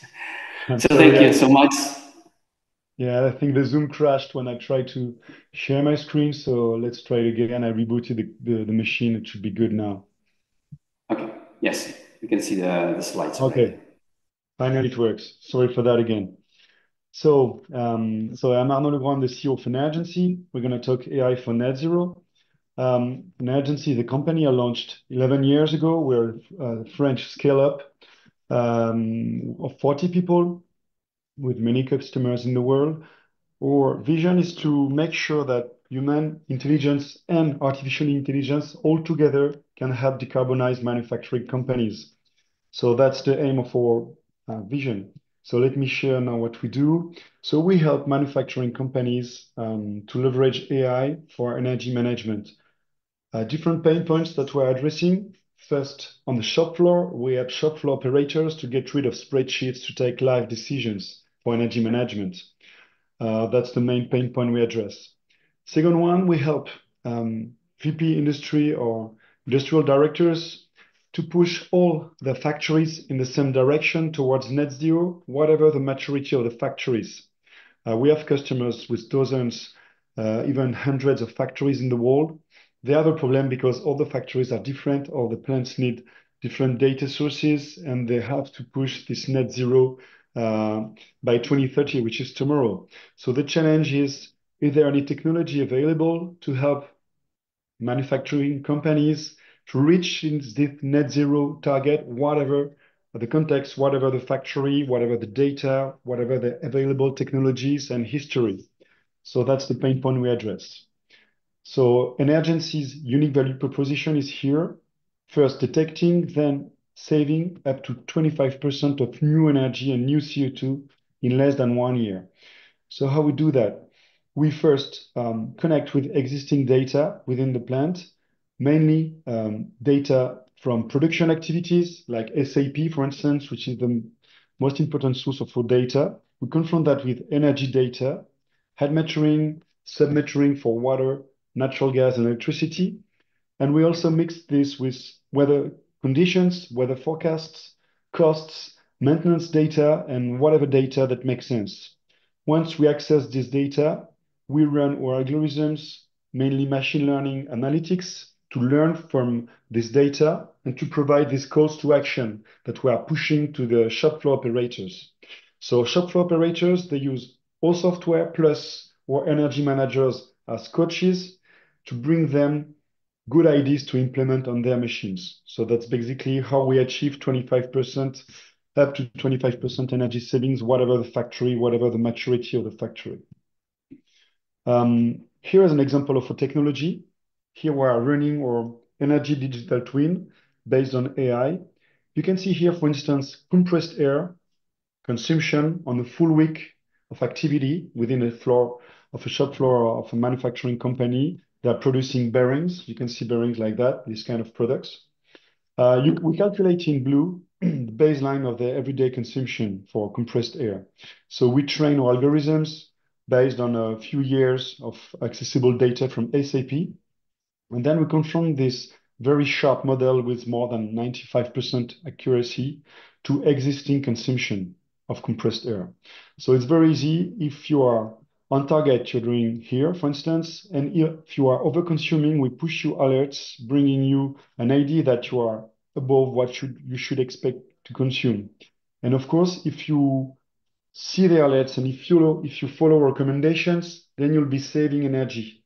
So this is what you can see on the screen in green here, meaning that you're in better than the expected consumption. So all our customers use this kind of visualization. As long as you do more green than red, then you're saving energy thanks to us. So behind these alerts, there is call to actions. We push recommendations. For instance, which machine should you use if you have a different alternative, different options? Should you postpone production from one specific hour to another, etc., etc. So we have a huge energy savings library that we apply thanks to machine learning to any situation that we meet based on what we see from data from the customers. So we do that with more than 140 customers in the world. You can see that we have very strong use cases in chemicals, plastics, metals and mining, automotive, for instance, food and beverages, lots of use case also, paper and packaging. So today our algorithms are able to bring results, again, whatever the sector, whatever the size of the company, and whatever the maturity and access of data, we will deliver this kind of savings, just leveraging existing data and thanks to AI. Just one or two use case to finish my pitch. So here we are at SKF. It's a Swedish company, world leader for bearings. Once we installed the technology we plugged, we achieved around 6% of savings based on an initial target of 3. So we did twice the amount of savings we expected. This resulted in a 60K euros savings per year.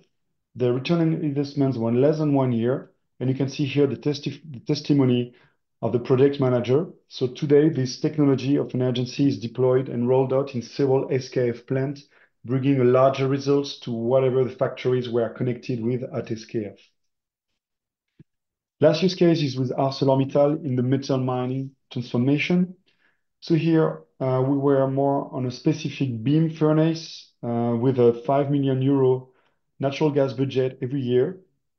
So here we run machine learning algorithms based on 1,600 data flows with very dense set of data, very advanced use case. So we achieved 150K euros of savings from year 1. And this was also a return on investment of less than 1 year. So you can see that we always deliver very strong impact, whatever the sector, even if it's automotive, steel, chemicals, etc. So this technology is now mature, and in this context of calls for proposal, we are here to experiment with technologies on various sectors. So regarding the two main topics of the calls, we highlighted here where we could make sense.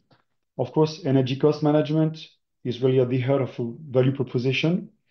Data-driven product development is really a philosophy, because without data, we cannot deliver intelligence for energy management. And here we are talking about decision-making. So we bring help, we bring insights for complex decision in the value chain of your manufacturing activity.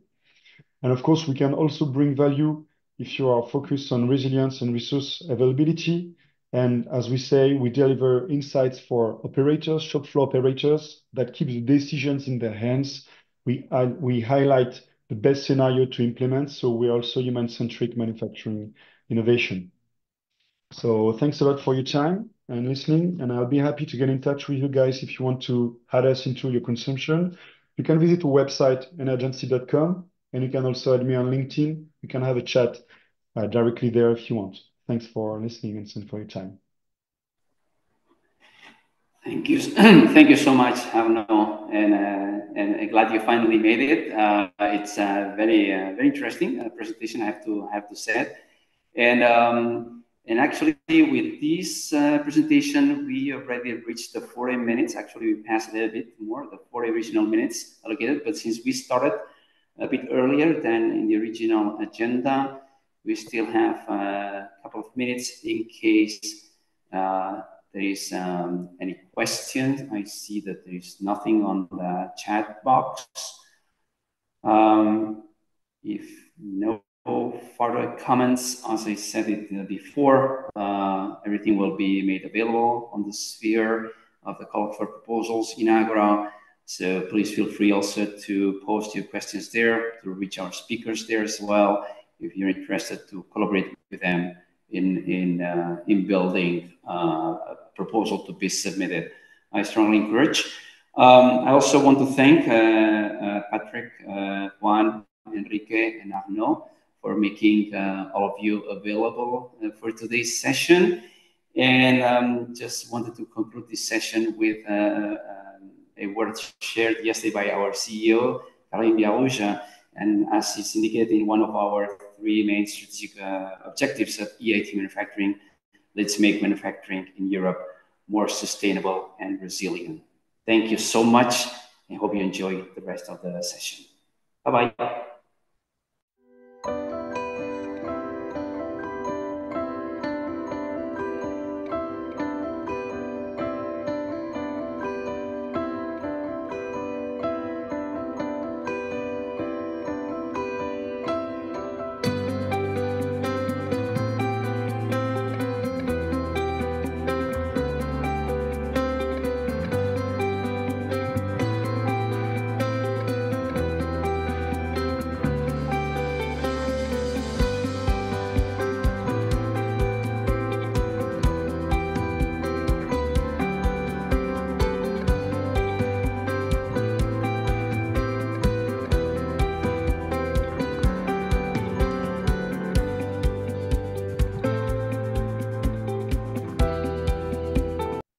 Hey, good, I don't know, good midday for everyone, I would say, maybe. We are shortly before lunch and starting with our thematic working group session on AI and data. I'm Adrian Bablock from AT Manufacturing, as you can maybe imagine, but let's say the coordinator of the working group. Normally, Christian will also be here as an IC director and sponsor of the AI group. Sadly, he could not make it, so I have to step in for him, but I hope you're happy with me being here. I'm working also on the, let's say, community project on artificial intelligence with some other kicks together. So we have a little bit of the cross-link here also. And yeah, I think we heard a lot about thematic working groups already, what we're doing in the dedicated fields from the pictures and let's say from the topics that were presented already in other working groups. You see that AI is a very big topic also there, and that can help in a lot of ways, and really try to bring a little bit more, let's say, insight out of, let's say, our partners also to the table here. Why AI and data is important, I think since last year everybody knows, but just maybe as a small recap, what also happened in the European Union here. We have the Data Act that was signed and established end of 2023, so in November. As well in December, it was then officially published. This is a regulatory framework how to share data in between companies and maybe even in between countries. I think that the details are still unclear, but we are also working on projects on that to clarify. Nevertheless, there is this framework now. Secondly, we have also for just the technology of AI, the AI Act that was signed in January this year, so 11th of January. We also have a little bit of support if you need. You can reach out to me. I can point in the right direction. But in the end, this is the framework how AI can be used in the future. And actually, this puts now us in the place where we have a little bit of possibility to think about what we are going to do and how we're going to do it. And I think the first steps with the thematic working groups was really to find for us and our partners, okay, what are the maybe most important topics that you're working on? And we know everybody is working on different topics, yeah, and on different fields, on different level approaches, but we had the chance to hand in our problems. And I think you see some of them in the innovation call, one of them in the educational call topics. Just as a small recap, we have this one, the fully data-driven product development was one of the topics that came out of our thematic working group. So product development enhanced by data, enhanced by artificial intelligence solution to make design life easier, to make testing easier, yeah, to make testing robust. The other thing was to find the decision-making support. So using AI, machine learning tools, data analysis, data science, to make the right decision, either in complex machinery or, for example, in supply chain use cases. And changing a little bit to the educational topics, we had this AI and data analytics, as well as machine learning and reinforced learning approach for the educational call. With that, I would actually like to invite to the stage our guru for today, who is also going to talk a little bit with me about some of the topics and answer some of the questions. It's Harry Bikas from LMS, mechanical engineer, project manager, 10 years of experience in research. I think some of you know him. Right now, he's working as a research engineer at the Laboratory of Manufacturing and System Automation, LMS, in Patras, and also a coordinator of the Arise EU project, which is supporting on manufacturing SMEs that they get the right access to AI solutions for the companies. Yeah, so hi, Harry. Nice to have you here. And thank you for your time. Good morning.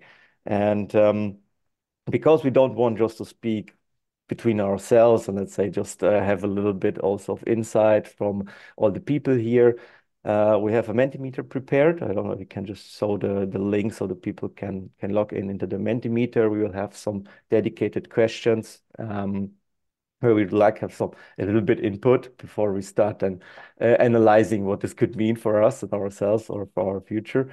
And the first question will be, and you can already think about it, and I think it's just as a starter, is when you look at the AI and data landscape, I think everybody of you is a little bit interested and has heard about something. Just what was the first thing that comes to your mind on the technology, on a solution, or something you heard, or even the question that you have? Yeah, so just type it in, answer for us, And in the meantime, I don't know, Harry, what's for you? What is the solution, the first solution that comes to your mind actually when we talk about AI or the data landscape? I would assume that if you ask anybody from a general audience, people just start talking about large language models. They are the trend since 1 year now. They're everywhere. We all heard stories on how they're going to revolutionize our lives, how they're going to lead to a revolution on the way that we deal with things, and they are, for sure they are.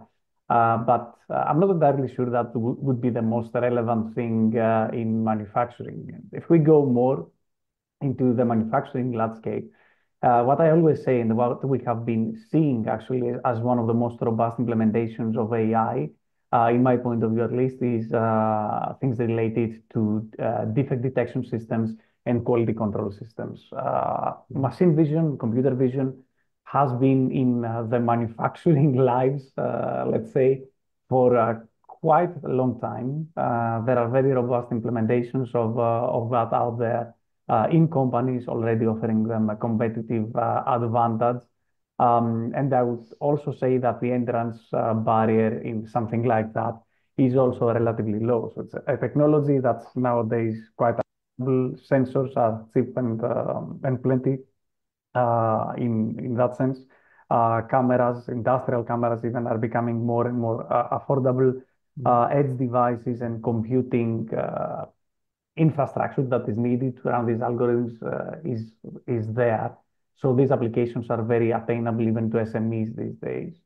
Another thing that comes to mind, which starts becoming a bit more of a trend the last 5 years, I would say, are things related to optimizing operations, optimizing both actual manufacturing operations, optimizing planning, for example, in a factory with the help of AI, but also things related to optimizing maintenance, for example. So there's a lot of discussion going on and a lot of research in the previous years and ongoing as well, but also quite a few commercially available applications on the front of predictive maintenance solutions. So how to get signals from a specific machine or how to utilize existing data coming from a machine to better plan your maintenance operations. And instead of doing that on a scheduled basis, move away from that, which is costly and really does not use resources in the best way, and really jump into maintenance wherever it's really needed when you have signals from the machine that this is really needed.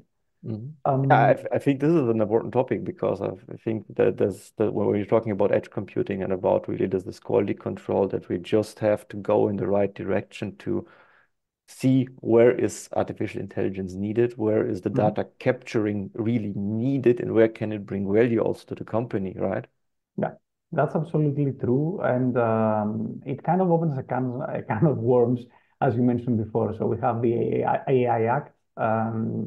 And this is actually one of the topics that I think would become more and more relevant in everyone's life that wants to deal with AI.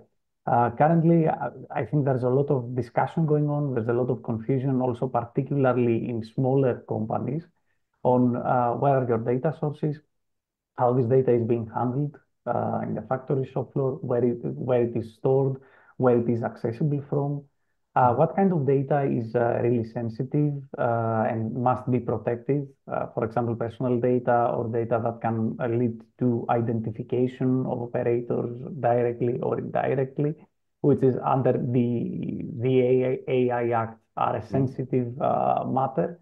And I think that we, both as RTOs, but also as part of the EIT manufacturing community, would have to do quite some steps in educating people that are interested in the technology on prerequisites, first of all, on what is possible, but also on things that they should be aware of, because legislation is coming our way quite fast, and rightfully so.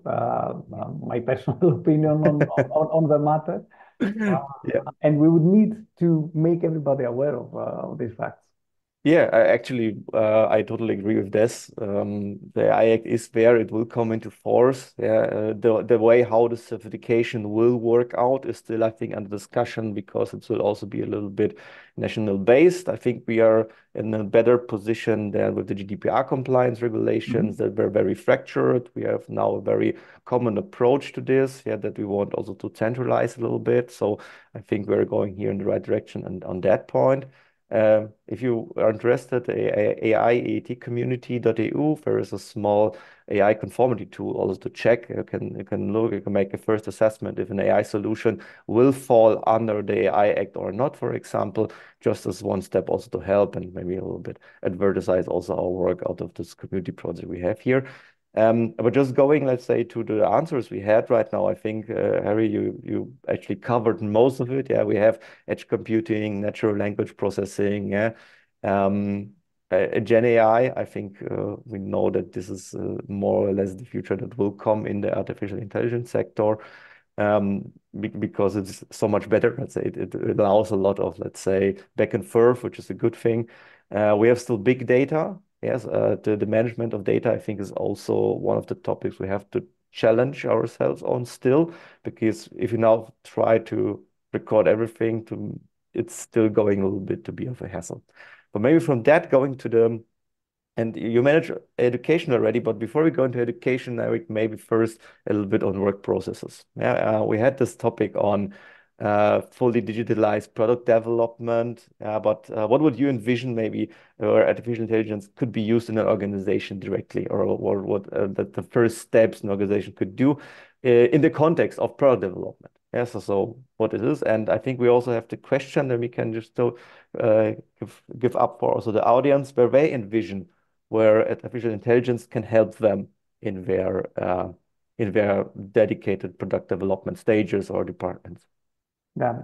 Well, you have already identified quite a lot of hotspots in the question itself, and I really certainly don't want to affect the audience. So I would very much be keen to see what they think. What I think is that there is significant untapped potential in early stages of product development, particularly as it regards conceptualization and ideation around the product. For me, one of the key benefits of AI technology is that they can analyze huge amounts of data very, very quickly. And I've mentioned at the beginning that we all know there was quite a significant advance in NLP and large language models over the last couple of years. This means now that we have AI tools available to us, readily available to us, that can actually analyze customer data, can analyze customer feedback, can analyze customer needs, can analyze discussions going on in forums or in online platforms. And this means that they can identify market needs.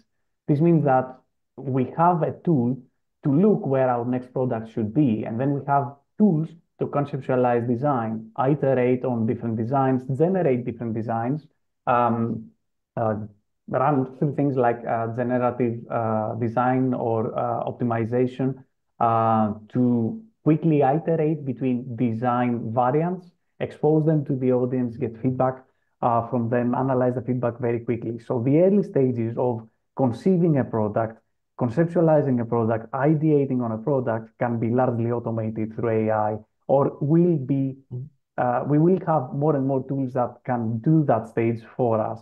And this means that companies would be able to react much faster to customer demands. The other thing that comes to mind is that, again, when looking to design for manufacturing, for example, this is something that up to like a few years ago required very deep knowledge of the manufacturing processes that are available to you, required very good knowledge of the supply chains that are available to you. Right now, we can go through tools, we can formalize that knowledge, we can train these tools to do the hard job for us. Will we still need a human expert? Most likely, yes. Somebody needs to validate the outcomes of the tool. We cannot just blindly trust that, at least not yet. But still, it would cut our work short, would make things easier for us, in my point of view. And the last thing that is really interesting is that we can, and I think there were some discussions on that earlier on within the day, but we can use these tools to optimize design for life cycle, design for end of life, for example, considering the whole life cycle of the product. Analyzing this kind of data in a manual way or the assisted systems nowadays is super complex. Even if you have those data available throughout the life cycle of the product, it would really need a very specialized expert view and would be a very tedious work to do. But AI is there and can really support us on that. So we see different facets, let's say, of product design, starting from conceptualization and market needs to end of life, where AI could be a useful tool, at least in my point of view. Again, you have identified way more than that on the questions. Yeah. I would be very keen. Okay. Well, maybe we can just see some results if we have some, and because I think also for us it's like very let's say worthwhile to have just a little bit of an insight. And I see we have some results here in the planning stage and the prototyping. I think this fits what actually you said at the early stage in the beginning, formalizing the plans, collecting all the data you have. Yeah, so requirement management is, I think, one of the topics that AI could very much help into, just definition, collecting of all this, let's say interesting stuff. But what I don't see yet, and maybe we just have a few responses, but for me also logistics processes are very much enhanced by AI. Yeah, the supply chain thematic. Yeah, how to share data. One thing when you talk about data, when we talk about AI, optimizing supply chain. Yeah, I think this is one of the best things we have. And actually, I just saw a very interesting grocery store in UK that was set up with a grid, fully functional, AI integrated. No people are walking there. It's just like it's looking like a chessboard, and there are multiple automatic driving robots going there and picking the groceries and customizing everything. I think there are, I think, now 500 robots driving at the same time in a artificially enhanced manner, and I think this is a pure logistics optimization process, right? That's actually very relevant, and I think that's it's not so much on product development in my point of view. It's more on operations. This is why I didn't mention that before, but in any case, I think that's one of the applications that's really relevant for manufacturing companies because they can see it's relatively easy to implement or to deploy something like that on top of your regular ERP system. So you just need another layer on managing your inventory. It shouldn't be that hard to integrate a solution there. So the upfront investment, both in terms of effort and cost, is relatively low. And I think that companies should be really able to see a very large return on investment on a very, very short time on that because of reduced inventory, because of reduced cost of inventory. Even more so if we look at the food sector where goods are perishable, so you cannot really just leave something on the shelf and it's going to incur some cost to you because you're not moving your stock fast enough. It's just going to expire, go bad, and then you'll increase your waste and you have to throw that away, etc., etc. So I think that's one application where where companies would be quite easy to convince to take a look at in the immediate future. Yeah, well, easy. Easy is easy, right? No, okay. Yeah, I think okay, we can have a look at that later on. No. So thanks also for the contribution. And maybe just going to the next topic. And this is, let's say, what are the impact goals for you to use AI for decision-making support for complex machinery or value chain? Yeah. Yeah, so this is one of the topics. I think we touched points here a little bit, but maybe just also for you, what, let's say, because we were in product planning now, we had a small course into logistic approaches, and now it's really about decision-making support. Yes, so what can we understand under this? Well, that's again, my answer would be in quite a similar way. I mean, right now, AI solutions that are out there are becoming more and more mature.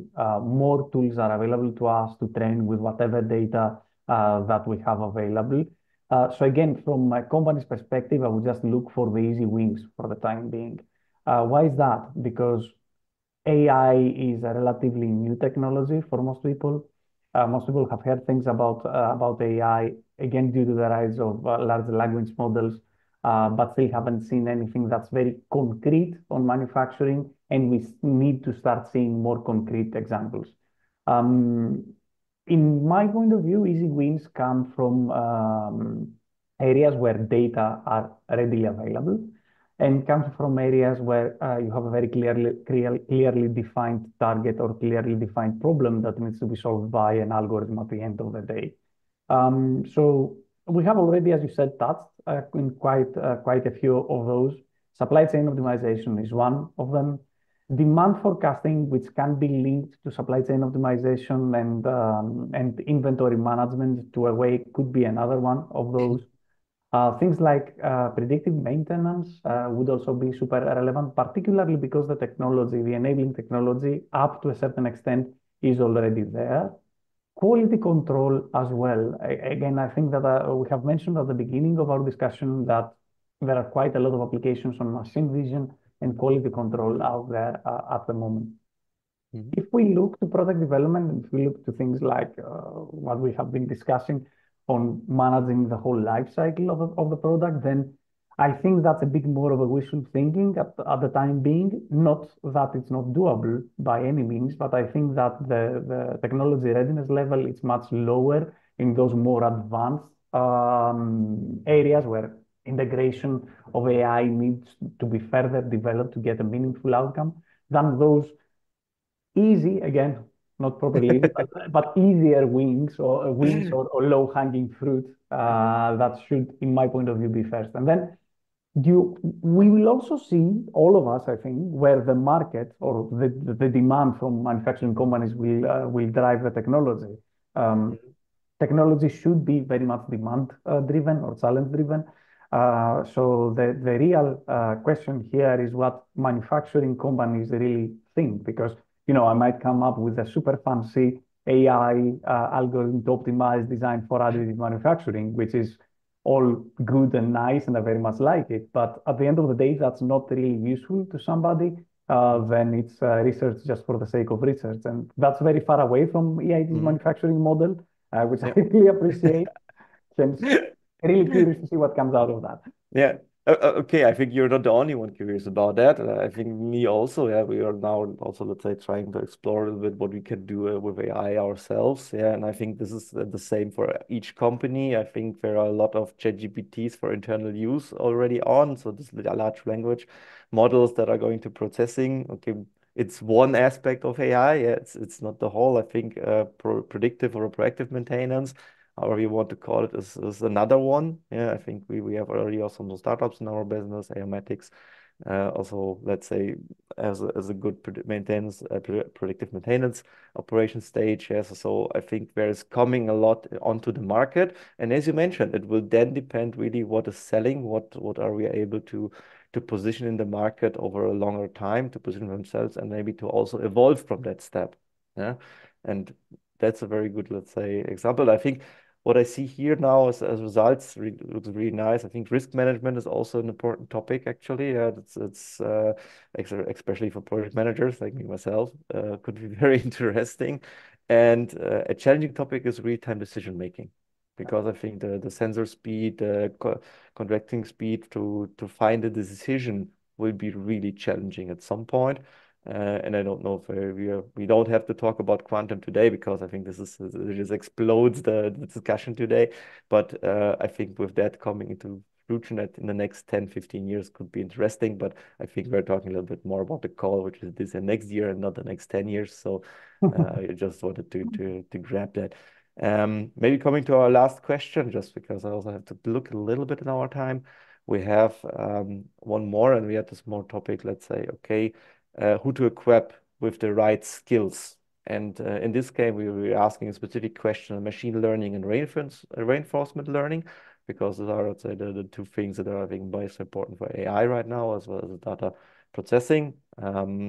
Maybe just a small recap, what is reinforcement learning? Because machine learning, I think, should be an answer already. What is reinforcement learning? Is that a question to me, or? Yeah, yes, maybe. If not, I can answer myself. Or to the general audience.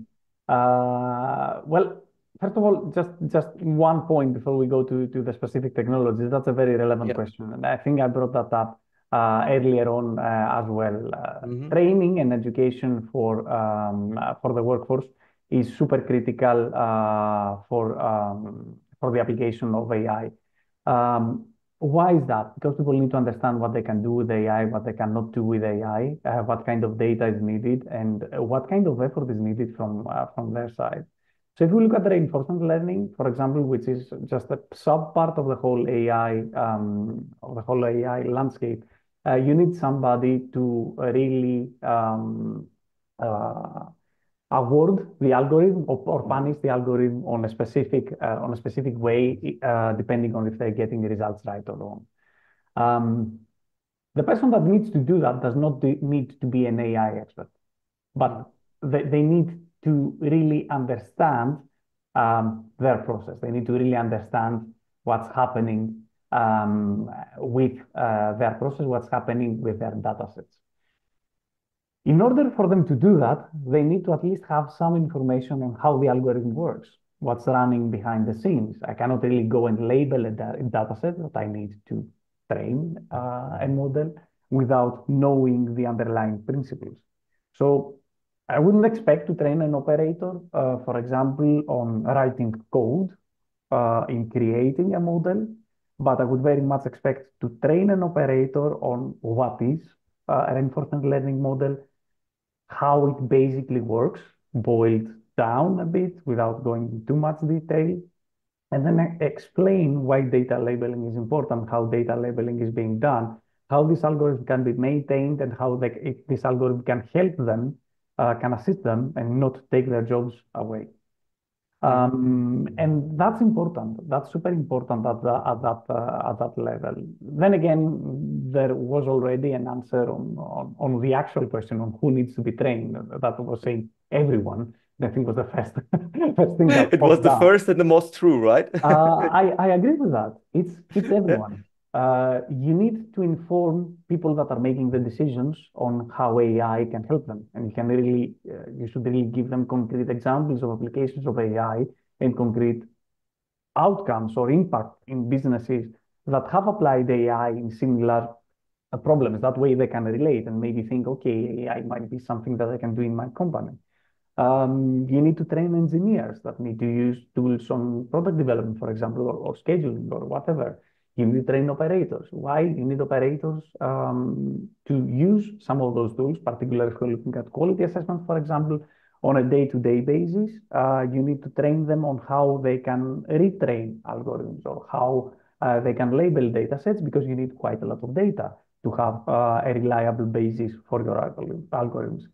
You need to train IT people in the company. What do I do with these all edge computing resources? How do I manage my data properly in the company network? How do I protect my data? How do I ensure proper data access rights? And last but not least, and I think that's quite important, again, popped up a couple of times during our discussion, you need to inform people about ethical considerations around data and use of data, particularly with all these regulations coming our way. But even regardless to that, they need to know what is being monitored, why it is being monitored, how it is being monitored, and what they can do about that.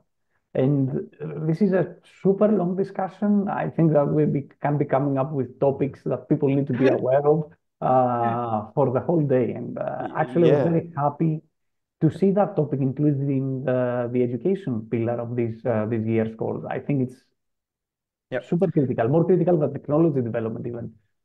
Yeah, I would agree, because it will be more and more needed. And as you mentioned, we have to pull, let's say, also at the basis to teach the personnel, the workforce, the blue collar workers, the white collar workers, also the management team, the decision makers, about what, let's say, AI can do, what data science can do for them and their work, and then go from that step in starting implementing the small quick wins and then going to the big ones. Yeah. And maybe with that, I think we're running a little bit out of time, and I still have a pitch to have some space to go to. So Harry, thank you very much for coming, being with us, and let's say also for your insights. I hope other people could also took something away from it. If you have any more questions, if you want to reach out, you can either reach out directly to me, you can reach out to the thematic working group session or the Haribikas. And from that point on, I would first call Nine Cannon to stage, or Teresa. I don't know if Teresa's also here already. I think we have still 5 minutes, hopefully. No. As we still have one pitch in, let's say, in preparation for the proposal that I would like to have. I don't know, Naim, is he here with us already? Yes. Hi. So nice to see you. Nice to see you also. Nice to see you also. I think you can share also your preparation. I will give you the floor. You're Naim from Thematic. He already also posted this idea on Agora, where we, I'd say, all manage our ideas. So you can also reach out to him there later on, but maybe I just give him now the floor and for a short pitch on his proposal. Yeah. Thank you, Adrian. I hope you can see the screen now. Perfect. Yes. Yeah. Firstly, thanks for this opportunity. And indeed, this pitch is a little bit related to topics that you have mentioned. Also, it is related with the previous session, energy. So as Fabmetrics, we deliver Industry 4.0 systems at software side. And we have a robust platform. I will not go very much in detail to our solution, but I will mostly talk about the idea that we want to develop in the context of EIT, so which is Sustainable Factory Solution. And in general, at Fabmetrics, indeed, we serve to manufacturing companies and OEMs with Industry 4.0 SaaS solution. And what we do is mostly we are converting sensor and connectivity data to actionable insights by AI tools indeed. And by doing this, we want to revolutionize the operations in manufacturing and also enhance the efficiency, especially energy efficiency of our clients. As I underlined, we are serving to manufacturing companies and OEMs, but our business model is mostly over OEMs. So what we do is we have a very configurable solution over our solution. Equipment manufacturers, I mean the OEM, which is making motors, production lines, machines, they can integrate digital services to their machines and they can offer these optimization tools to their manufacturing clients indeed. So this is what we do over our system. And with our system, we deliver value for factories, but also for equipment manufacturers. So for factories, of course, digitalization of the production floor and also advanced manufacturing analytics we provide. Energy monitoring, also condition monitoring and predictive maintenance related services are provided over our software. And for OEM, first thing is they can improve their service level with digital services they develop, which will also decrease their service level costs.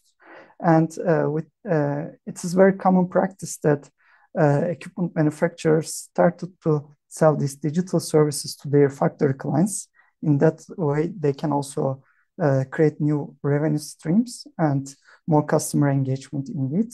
And with the data which is created over sensors and energy related data, they can have better ESG data for themselves, but also for their customers.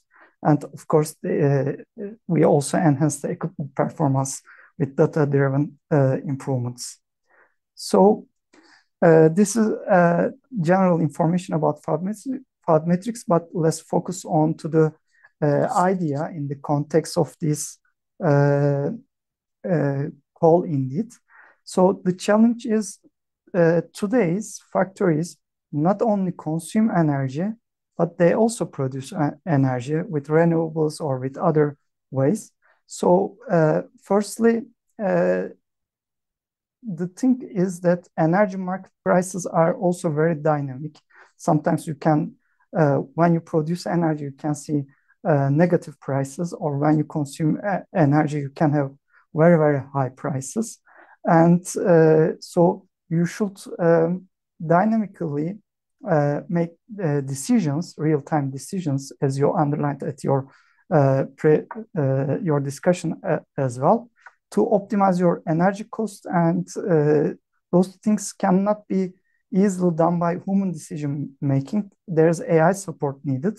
So, and there is no currently solution about integrating all relevant data sources that I will show you in the next slides, and execute the necessary AI models to optimize this energy production and consumption decisions indeed. This is what we are addressing as a problem. And with this idea, we want to develop an AI-generated optimization solution to schedule tasks in the, let's say, sustainable factory. When I say schedule tasks, this task can be energy generation decisions, or some flexible manufacturing jobs. I mean, when to produce what, about those kind of things. And also, we want to maximize renewable energy utilization. And also, we want to reduce energy grid consumption and cost. So these are our main goals with this idea indeed. So how you can make it just at conceptual level. So in our Fabmetrics solution, we have one product, which is Fabmetrics AI, which can read data from external sources, but also IoT platforms, any energy management system. So what we want to do is to have energy consumption and production data real time. And also with external APIs, we want to have integration to forecast better about the generation from intermittent generators like solar, wind, those kind of parts.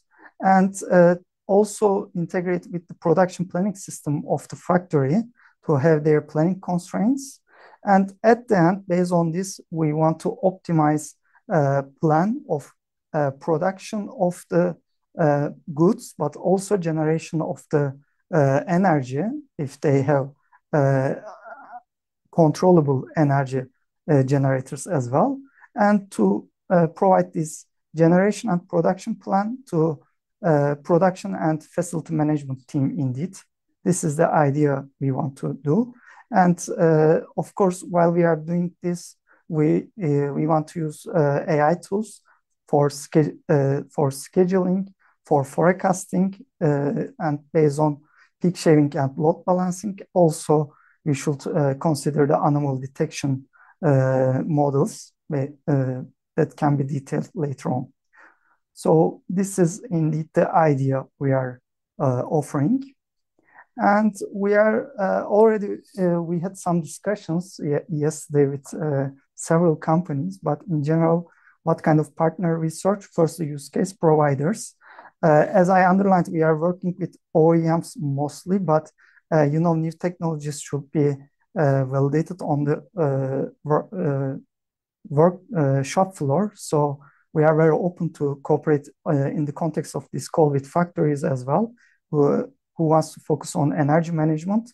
And if there is any machine builder or OEM system integrator which wants to deliver energy-related digital services, that will be perfect partner for us. On the other hand, tech partner side, any company which is providing energy-related forecast, API providers, system integrators or EPCs, or any other tech partner that can see them related with here. Just let me give you an example. For instance, yesterday we met with a company, technology company, which is focused on DPP, Digital Product Passport, and we discussed how we can extend this project to DPP level. So this energy data can be converted to Digital Product Passport. So any tech partner that can see any fit with our project, they can contact with us. And based on this, here are my contact details. And also on Agora, as underlined, you can find our idea. So that's all from me indeed. Thanks for listening, and thanks for this opportunity to EIT Manufacturing. Yeah. Hey, Niam, thank you. Naim. Naim, sorry about that. Thanks for the presentation. I think a very nice chance also for everyone to participate. Of course, you see there are this cross-link also between the thematic working groups and areas. We will have at some point to, I think, have some common events at some point, but we are still planning. So reach out to Naim in case. I think you can reach him directly through Agora to the Ideensphere. The idea is already posted there, so get in contact and see what can be done. And with that, I'm closing up the session actually. So the last thematic working group, I will just head over to Teresa for the closing. For my last words for me, let's say to core partners, I hope you enjoyed, and if you want to be part also of the thematic working groups, not just AI, but for all of the groups, you can also reach out. You have let's say the right to be part there if you're a core EIT manufacturing partner. So please come to us and work with us.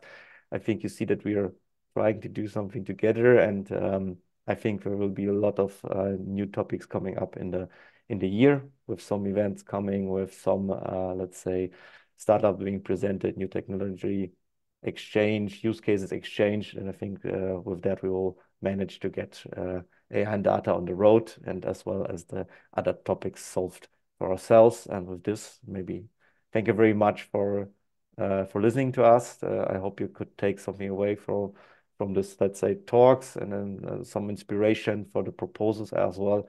And thank you for being here. And Teresa, the stage is yours again. Thank you so much.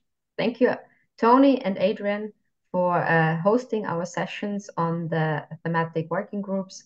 And yeah, it's a wrap from us here on stage. And a big thank you goes out to our speakers, of course, to the audience, and to the matchmakers. A big thank you also goes out to the whole team working behind the event, making sure everything runs smoothly. Thank you so much for all your efforts. And yeah, the process had just begun. And in the end of the session, you can still matchmake on the event platform until 5 p.m. in the afternoon today. And after that, please make sure to join the call for proposal sphere on Agora and take it from there. Submit your idea, your offer, your challenges, and find a suitable partner for the call. All questions that were posted in the chat will be published in the next days on our social innovation platform Agora, but also on the Call for Proposals webpage. If you have any questions about any topic that was addressed during these last 2 days, please feel free to reach out to us anytime. We're happy to help. Our team is there to support you all every step of the way to submit your proposal successfully.